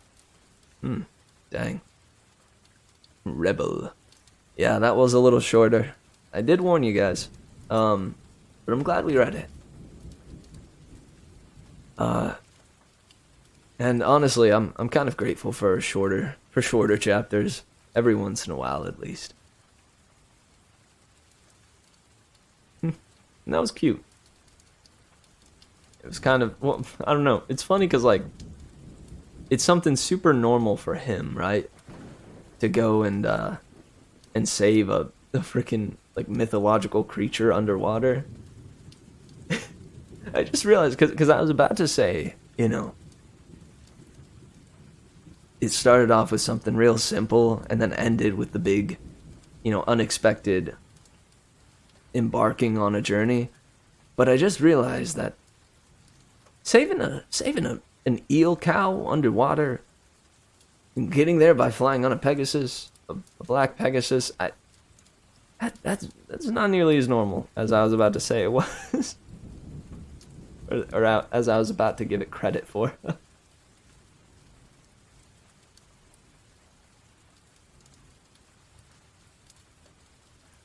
Man, this smoothie has lasted me the whole stream. Good stuff. Yeah, totally normal. What? You guys not get up in the middle of the night and go save mythological sea creatures in the sea? No? Weird. You're the weird one. What am I? Crazy? What am I, crazy? Dude, I know, right?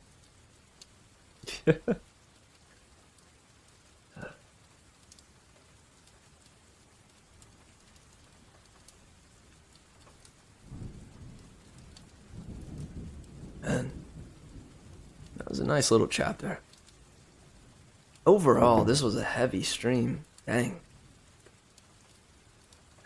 I don't know if I was ready for it, frankly.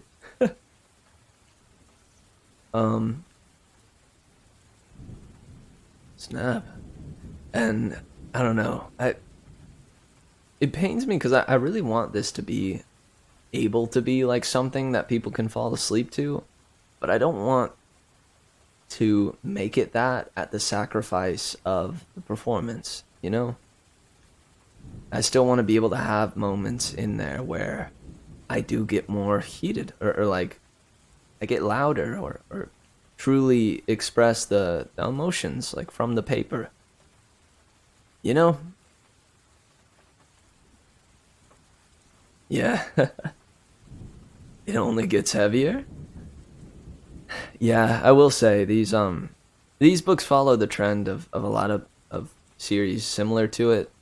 You know, like Harry Potter, where the further you go in the series, the heavier it gets.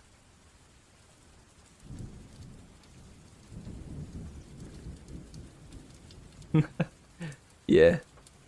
Thank you, thank you. It's some good stuff. I'm glad that my voice is soothing. I don't know, it's a nice thing. I'd say though that I think my normal speaking voice, okay, to be honest, it fluctuates. If I'm in a mellow mood, it will be, I don't know, down lower or softer. But I'd say most of the time I don't talk nearly this soft. But it depends on the situation, of course. Yeah, man, I feel like it's hard for anyone to explain their voice, you know? Because, like, what? Like, I don't know, my voice isn't gonna be one perfectly consistent way every single day, at all times. It'll have, yeah, stark similarities and whatnot, but, you talk very soft and very quietly. All the time? Or do you ever get loud and speak out and project? That and your voice sounds different when you hear it compared to when someone else hears it. Yeah, yeah. Even from my perspective here, like even if I'm talking now, I'm probably hearing my voice differently than you guys. And when I go back to listen to it, it's not exactly how I expect it to sound either.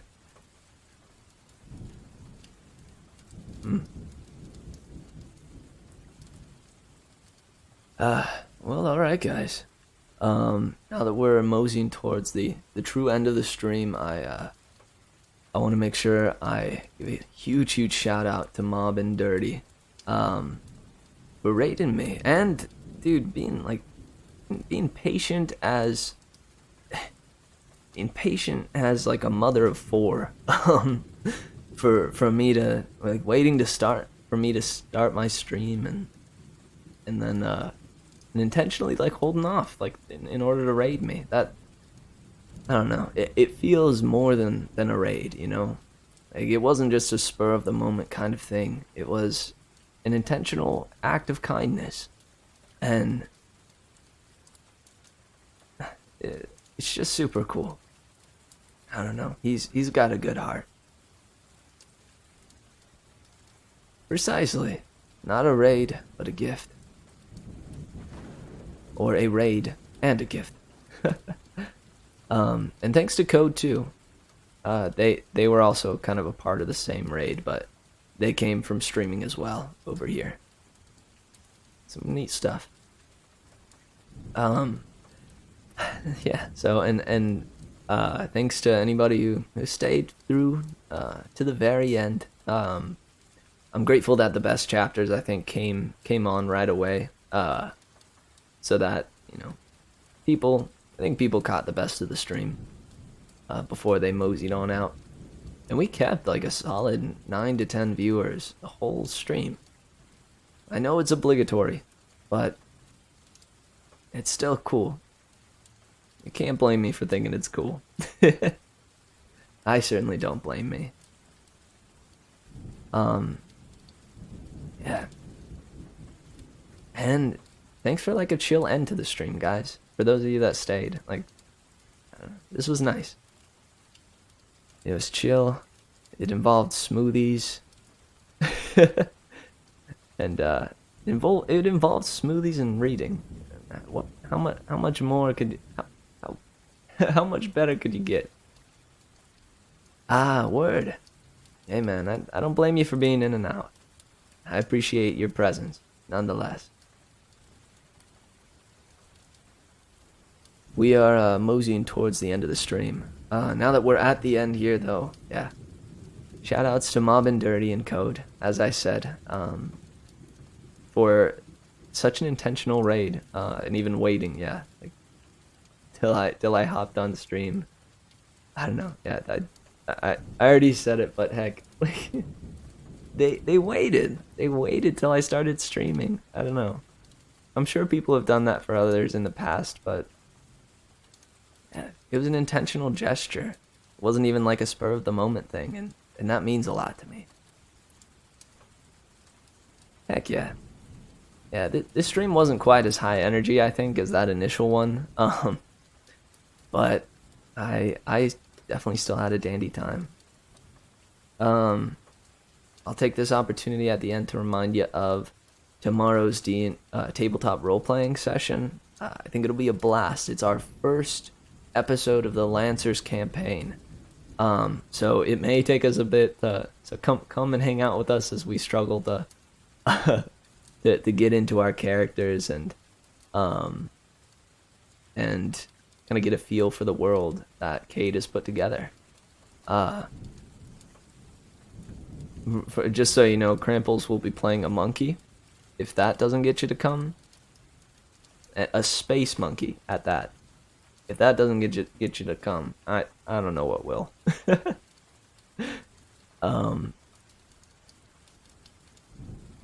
Yeah. So definitely, I hope to see you then. Yeah. And I'm glad we were able to read all the chapters that I wanted to tonight.